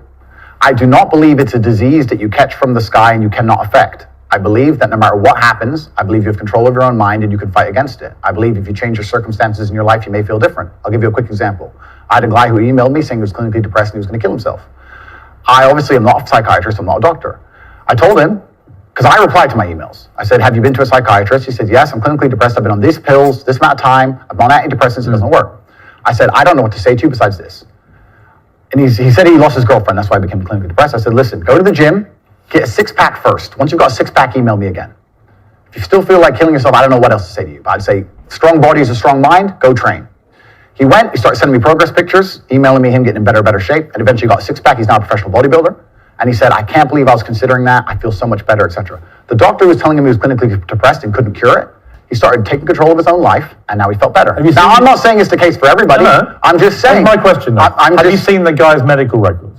Of course not. I just told you the So story. you're just taking his word for it? I am taking the words of a man who emailed me with a bunch of medication in specific You're doses. denying proven science because one guy writes to you who you help, and you've not seen any evidence he ever had clinical depression diagnosed. I'm denying the idea that... And on the back of it, you go on your rants in public to tens of millions of people denying something because this guy writes to you and says he had it and you cured him. And I think that's a dangerous mindset, Andrew. That's fine. That's where you don't have a responsible view of your influence over Disagree. people. It's very responsible because I'm saving people's lives. I disagree that if you feel depressed, I disagree that you cannot affect it and change your life and take control and fix yourself and feel happier. I disagree with that. Do you think I refuse to accept that there are people out there who cannot become happy, contented individuals. I refuse to accept we live in a world where God has created people who, no matter how hard they work and how good their life becomes, can't be happy. I don't accept that. I accept that the universe is a very giving place and that God loves all of us. And if you try your best and you work hard, you can become a better person. And I also will argue with you, and I'll counter the point that you sitting here on your platform. Listen, amen.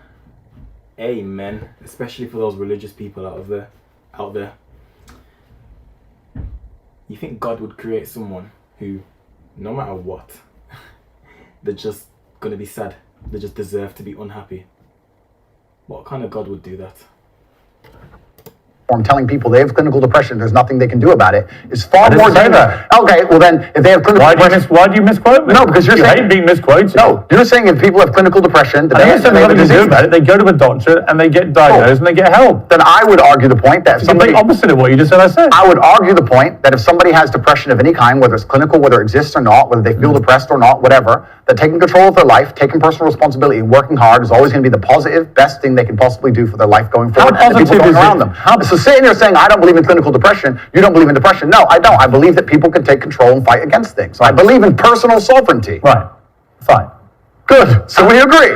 No, we don't. Yes, we do. No, we don't. Piers, you're on my side, afraid of being cancelled along with me. As I said to you from the start, that's all I agree with a lot of what you say. Completely. So but I'm taking you to task over the stuff I don't agree with. Sure. And I'm just not sure you understand why it's wrong, which is in itself quite revealing. Let me talk to you about Alex Jones, right? Who I have a bit of history with. He tried to get me deported from the United States. Oh, did he? Yeah. What is your view of Alex Jones? I think that Alex Jones is a sovereign individual who, very much like the rabid left, deserves a chance to speak on his points of view. I think that the truth on issues is usually somewhere in the middle between two extremes. And So you think Sandy Hook was staged? I don't know anything about Sandy Hook. Really? You know he's just been sued by the families for millions and millions. I have no idea. You don't know anything about it? No. So why would you support someone in public when you know nothing about the most infamous When thing have I attached? supported him in public? You have supported him in public. I've been on his podcast. Yeah, but you said nice things about him. I say nice things about lots of people. What do you think of Alex Jones? I said nice things about you, Piers. That's fine.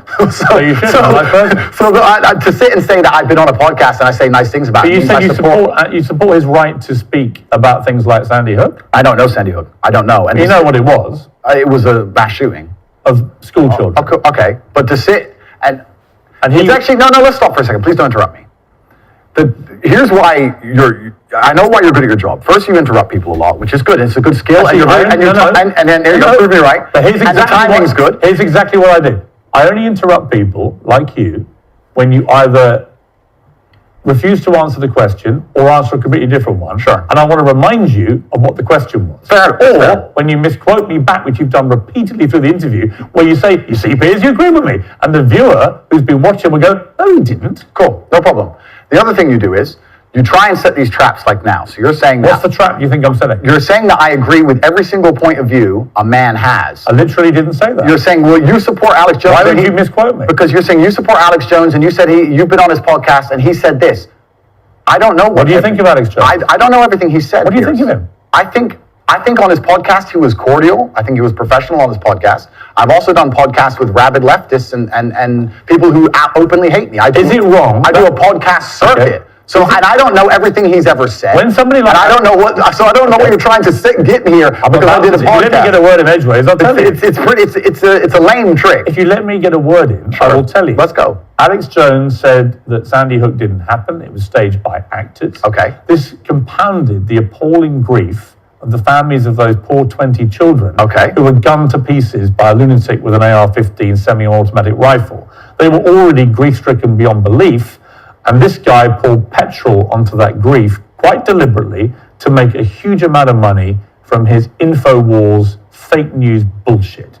And as a result, a lot of the families have now sued him and they've won. And he's going to have to pay back tens, maybe hundreds of millions of dollars in damages to these families. And quite right, it won't do anything about the pain he caused them. Some of them actually had people turn up outside their houses with guns because Alex Jones had told them that these parents were making it all up. They were all staged actors. It was all run by the government. So I simply say to you, now I've told you that, what is your view of Alex Jones?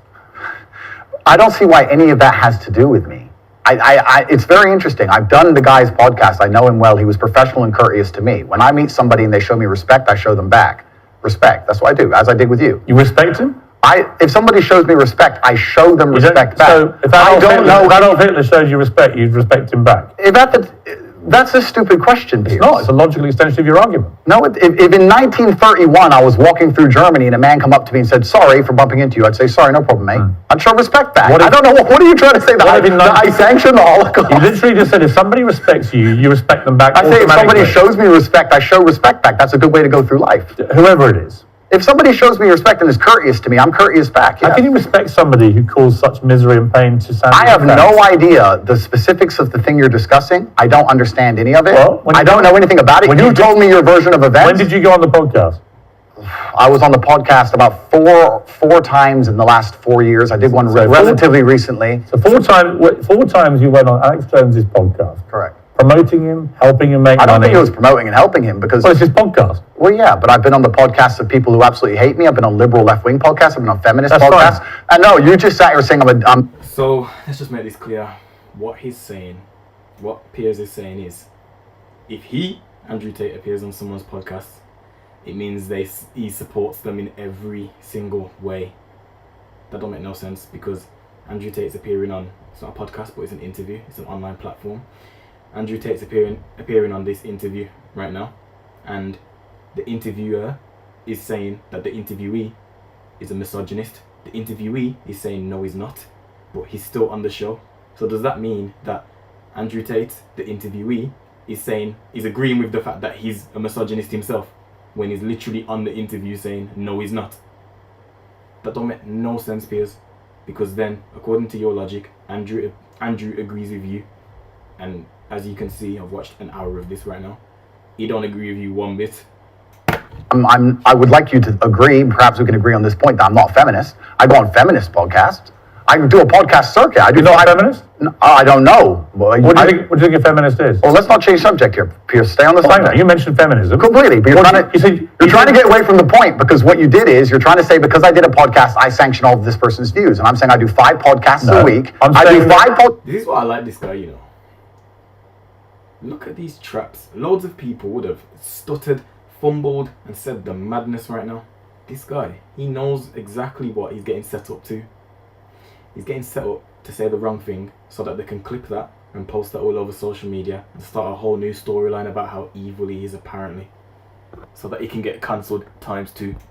Podcasts a week, and I don't sanction 100% the views of any other person on the planet because I'm an individual and he has an individual views, as do you. So I don't know why you're trying to come at me with one of his views and pretend that's something to do with it. It's a pretty big view. No, but it's a lame trick, Piers, and you're better than this. So let's move on. Would you? It's lame, and let's move on. Had a podcast, would you go on it?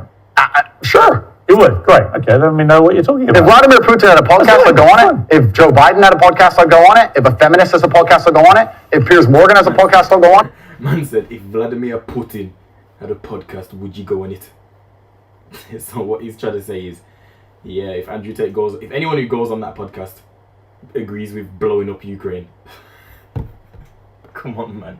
Look at his face. He's like, shit, I can't break this guy down. How else can I do it? On it? If Alex Jones, I don't see the point you're making. There's no point here. You're digging, but there's nothing to find. Well, I'm not. I'm taking your position that if somebody shows you respect them. I think that... I'm saying there are lots of people in the world I do not respect. If Vladimir Putin showed me respect, I would not respect him. That's your opinion. But no, it's my view. What's okay, that's your view. Well, your view is you would. You're sitting here, Piers, saying that I'm on uncensored show. And in your intro, you said that it's important that we don't have echo chambers and we have varying opinions. Correct. But then you're saying the people you don't like, you wouldn't go on their podcast. No. So you are a hypocrite. No. I will go on anybody's podcast. I don't think you want. Big hypocrite, because if we're talking about varying opinions and whatnot, the people that you don't like, and especially obviously the people that is described, Vladimir Putin and this Alex Jones, he disagrees with their points of views, right? So go on their podcast and say that. point. I don't think you understand what censorship means, do you? Like a lot of words we've had problems with today. You're just saying what do you think censorship means? No, but the point I'm trying to make here. Hang on. What do you think censorship means? Don't hide from the fact that you're saying you will only do podcasts with people you like. Why do you think that's censorship? No, that's your prerogative. My prerogative is What does it do with censorship? I'll discuss opinions with anybody, and I've done hard left wing. Why are you not asking me about the podcasts I've done for the people who are hard liberal By the left way, wing? I don't care whether they're left or right. Okay. Extremists to me are all nuts, right? Then we agree. Yes. So perfect. Good. Next subject. All right, here's my next subject. It's a very serious case here. Then we agree. Yes, good. Next subject. Okay. So what the hell was the last 10 minutes about? Yeah. Jesus, and before you move on, sorry, Piers, but before you move on, I do find it kind of disingenuous, and I know we're on a show, and I don't have a personal problem with you, but it is kind of disingenuous to try and sit here and lump me in with some school shooting. That's nothing to do with me. That's nothing to do with me. On any level. Let me respond. On any level. Let me explain. Like you just said, you've been on this podcast 4 times. In 4 years. Since he said the whole thing was staged. I don't know when he And I think the fact that a smart guy like you wants me to believe you had no idea that Alex Jones, who's been in the news now for the last 2 years for being sued by these families for the most heinous thing imaginable of pouring petrol onto their grief by claiming that shooting was staged. The fact that you're pretending you didn't know about any of that. It's not about pretending I didn't know. Been on his podcast 4 times, Piers. supporting him and making him money. So damn right I'm going to call you out, mate. When I do a podcast, if you think I spend time analyzing the point of view of that person and everything they've ever said for years beforehand. It's not years, it was minutes in most cases. Years and years. When did you last go on his podcast? You trying to lump me in and attack me for a person whose podcast I do having a view is absolutely childish. Because I've done a bunch of podcasts with people. I've done a bunch of podcasts with people who are advocating for things that I do not agree with on every single level. That finger means shut your mouth, wait your turn. In fact, most of my podcasts are me disagreeing with people. So it's completely crazy that you're trying to lump me in with that. That's cheap. That's cheap. You are completely misconstruing the point of what I'm saying. I think deliberately. No, what you're trying is a cheap trick. And I'm just making it clear to the audience. I'm just curious where your moral line is. It's a cheap trick. Where's your moral line? I disagree with the points of view with the majority of the people I do podcasts with. So it's a very cheap trick you're trying here. So I don't know where it's gonna go. People invent vile things to make themselves rich off the back of families of little kids who've been blown to pieces with a machine gun or a semi-automatic version of a machine gun. I think that is actually a line I wouldn't cross. I wouldn't be happy to go on someone's podcast when they've been responsible for doing that. It's not about political views or differences of opinion over facts. It's about somebody deliberately inventing a pack of lies to compound the grief of families. And I'm curious, you don't think you have any need to go down any kind of moral quandary about people like that before you continue to allow them to use you for their own promotion? He didn't use me. He didn't use me for Why his does he have you on promotion. the podcast? Because we disagreed and discussed points like we're doing with you right now. Did you call him out on that? Are you using me? We didn't discuss that. I'm not using you. I'm giving you a platform most people aren't giving you right now to show the world who you really are. Fantastic. So neither of us are using each other. I'm here on your show. I'm providing you with content. You're giving me a platform. And nobody's using each other. It's mutual. We don't agree on a whole bunch of issues. That's fine. And here we are. I think we've had a robust exchange. Yeah, just like I've done on nearly every other podcast. And if someone were to come and say to me in the future, there's something, heaven forbid, there's a skeleton in your closet, and someone were to come to me and say, you were on Piers Morgan's show, did you know he's X or he's done X? I would say that's absolutely nothing to do with me. Right. But I make the same point protecting you. I don't know what you do. I don't know your personal life. I can guarantee one thing. I will not be inventing stories about the families of. I hope not. I hope you're a righteous person. I don't know. I'm not claiming to be a righteous person. I don't know. I'm just saying that I just think it's interesting that you have no moral compulsion about going on people. It's not about moral compulsions. It's about I don't know what you do, Piers. You could have a bunch of skeletons in your closet, my friend. I don't have a clue. I'm here on your TV show. I'm sure we all have lots of skeletons. Let me ask you this. Interesting about the feminism thing. Sure. Do you identify as a feminist? I think that women and men are fantastic. Both of us are fantastic. I think women reproduce. I think women need to be respected, protected, provided for. I think that modern feminism is kind of hard for me to even truly understand. What do you think it means? What is feminism?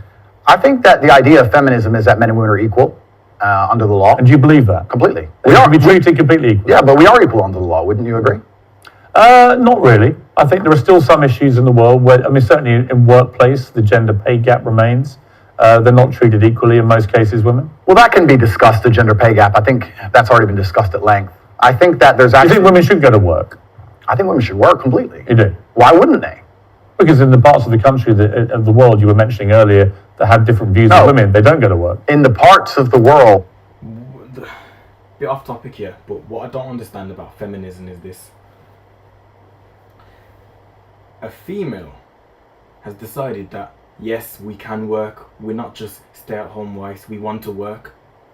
My question to those females is this: why would you want to work when you can just make your man work for you and all you gotta do is cook and clean?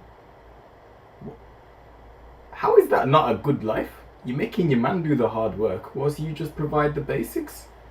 What's wrong with that? You're both happy.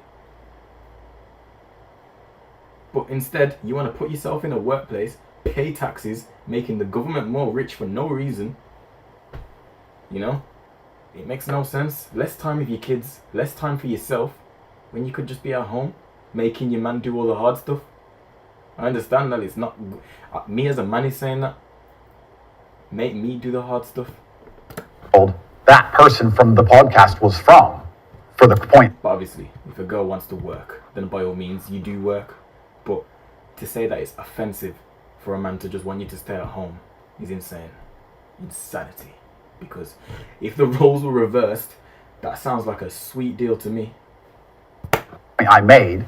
Yeah, they didn't, but I don't live in those parts of the world. I think women should be free to work if they choose. I think it's very important that the family unit remains. I do believe that in my personal view, the most important and respectful thing a woman can do is become a mother. I think that having children is a beautiful thing. But obviously, if a woman wants to work and wants to have a career, especially now with paternity leave or maternity leave, and she can manage to do both, why wouldn't I want women to work? I don't know why anyone would ever assume I don't want women to work or think women can't work, because I said that I should keep them safe sometimes. Good. No, but it's interesting because you have to look at this, Piers. It's interesting how people extrapolate. Andrew said that he's responsible for a woman's safety, and he said that gives him authority to make decisions for her safety, and that's been misconstrued, and he's a bad person. He believes that women are property. So, but now we believe that Andrew doesn't believe in love. Andrew doesn't believe women should work.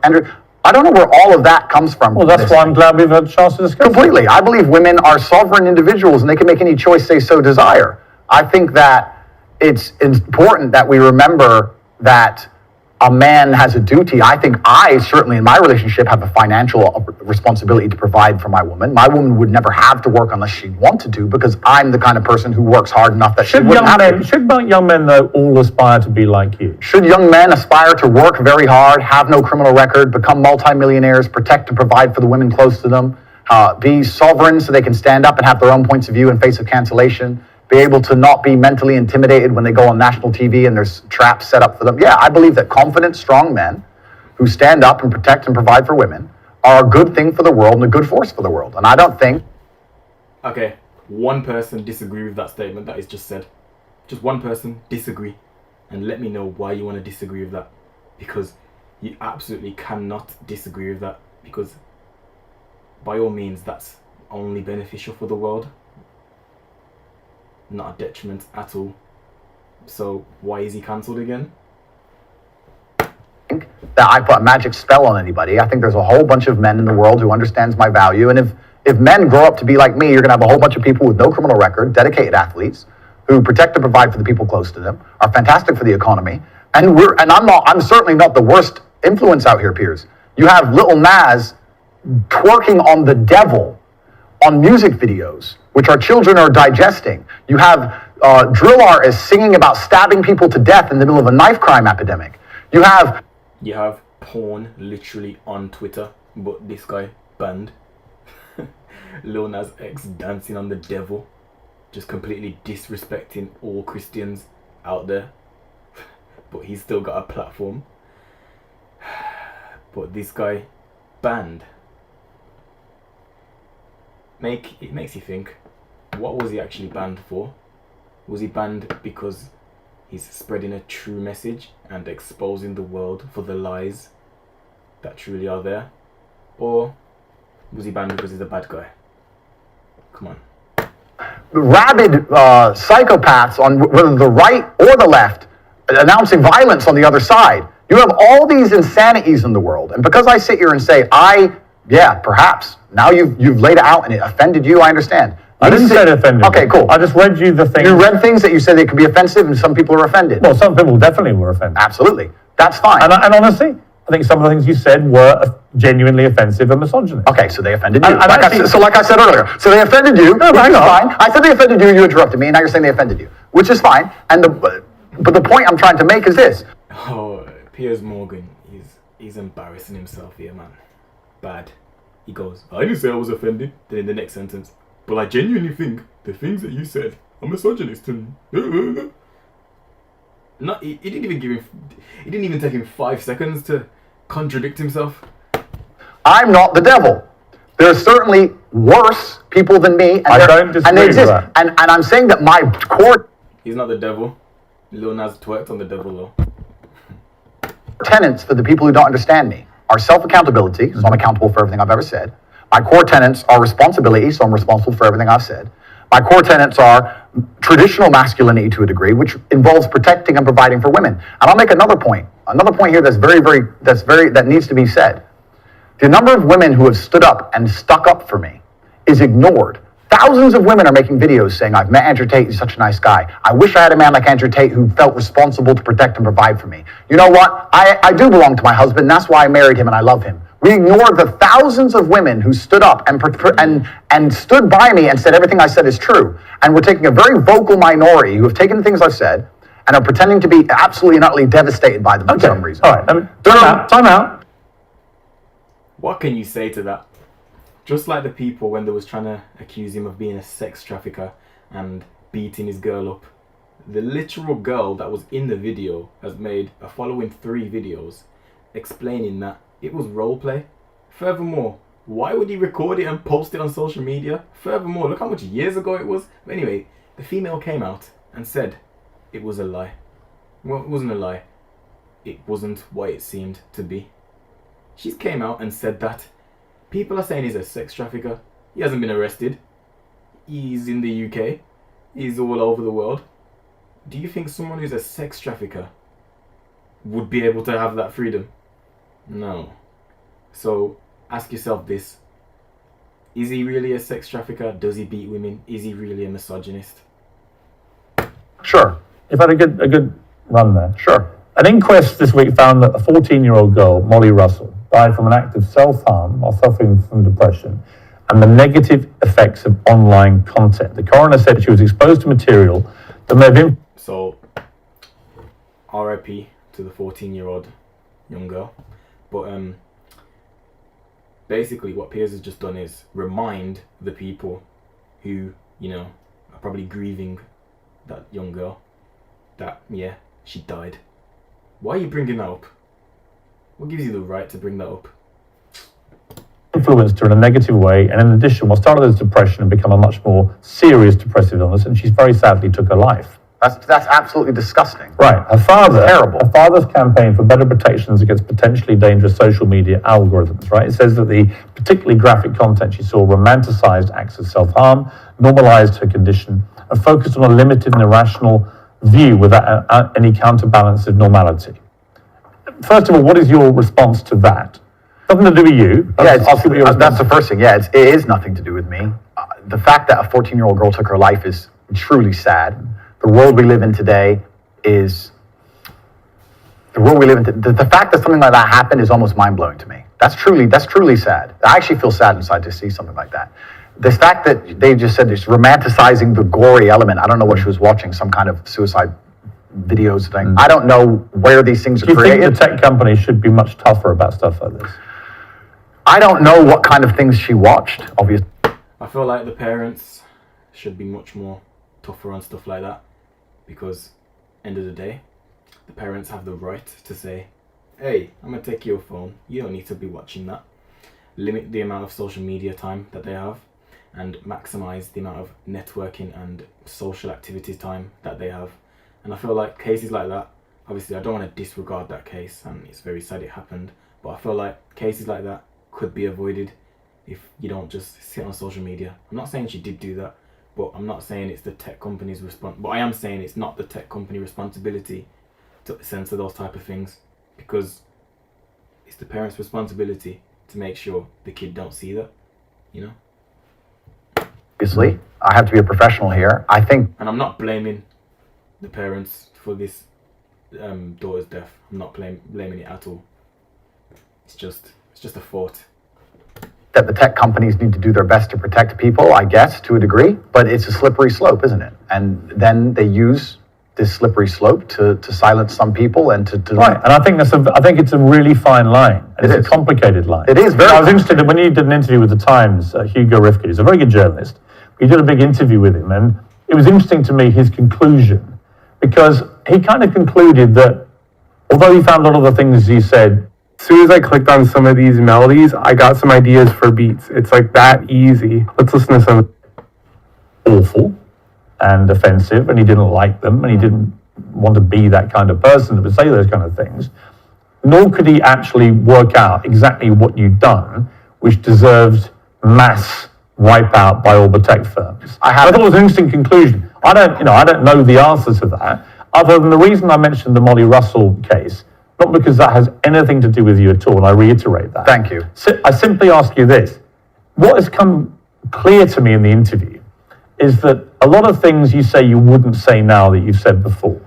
I'd say them differently, perhaps. Yeah, right. So to me, that's an acceptance, not just that you want to get back on platforms, because maybe that was one of the reasons you were no platform, but that you've recognized and understood the potential harm to the wrong kind of impressionable mind by some of the things you've said. Would that be fair? I think that's 80% fair. I recognize and understand that with massive fame, you have to be more careful about being misconstrued. Like I said earlier, 1% of people misunderstanding you doesn't matter with a small audience. It matters with a very large audience. With power comes responsibility. I still believe the things I say. I do not want to be a negative force for the world. I also understand that I am a man who's lived a very difficult, nuanced life, and I am capable of making nuanced points that may be misunderstood by teenagers. However, that can be said about anybody and everything. Every opinion online can be misunderstood by children. Trying to protect children from the internet is a very interesting subject in and of itself, because I would argue that 80% of the content on the internet can be negative or detrimental to a young mind that doesn't understand the world. Yep. I'd argue. This is why I'm saying, just limit the use of social media that children use, because at the end of the day, literally anything can be misunderstood. Literally. Argue to all of it. We just talked about music videos and dancing on the devil and all this stuff. All this stuff is dangerous. By the way, I think you make a very good point on that. So a lot of these rap stars, the lyrics, the videos, I think far exceed anything that you've been accused of doing. Completely. Because in a lot of cases, some of them promote non-consensual activity with people, right? And I just think that crosses a line you have, as far as I've seen, you haven't crossed that line. No, I haven't, and this is the thing, and I've been vilified not because of the things I say, because much more extremist content already exists on the internet. I think the reason I've been attacked and vilified is because of the popularity, because I became so massively famous, not because of what I was actually saying. So, as a professional, I analyze that, and I understand that, okay, I'm massively famous now, and certain things have been taken out of context. However, I still do believe I'm a force for good in the world, and I'm not going to sit here and say... Have you changed, though? It's not about changing. Well, it is. We're all involved in an evolution. How old are you now? I'm 36. 36, right? I bet you're a different person to what you were when you were 26. Oh, that's absolutely, 16, that's right? absolutely a fact. So we all change. And Mike, you keep talking about being a good person. Yeah. I think if you're honest with yourself, that you can see why people found a lot of the stuff you've said problematic and misogynist. And I think you recognized you wouldn't express yourself in that way again, because you've understood that it's caused a lot of harm. And that's really what I wanted to get to today, was an acknowledgement by you that these things clearly were said in the wrong way, created the wrong impression if you didn't mean them the way you intended them, and can therefore have a malevolent influence when you have a huge following. Yeah, when you have a huge following, you certainly have to be a lot more careful about how you get certain points across. That's absolutely a fact. Andrew, I appreciate you coming all the way from Romania. Thank you. It's been an interesting conversation, and I thank you for having me. Cheers, man. Well, that's it from me. Whatever you're up to, keep it uncensored. Good night. Okay, so yeah. My impressions on this interview is this. Piers Morgan, let the guy speak. And when you do let him speak, he speaks some good stuff. And that's the reality. He knows that it's unfair what's happened to him, because other people who have said worse things are still on platforms, still have a big influence on loads of people. So at the end of the day, for someone to just come round and say, you know what, I want to provide and protect my woman, it's my responsibility, and in return all I want is my woman to clean, I don't think there's anything wrong with that. And my message to everyone is, watch some of his long format videos, because once before, honestly, I used to think that this guy was a fool.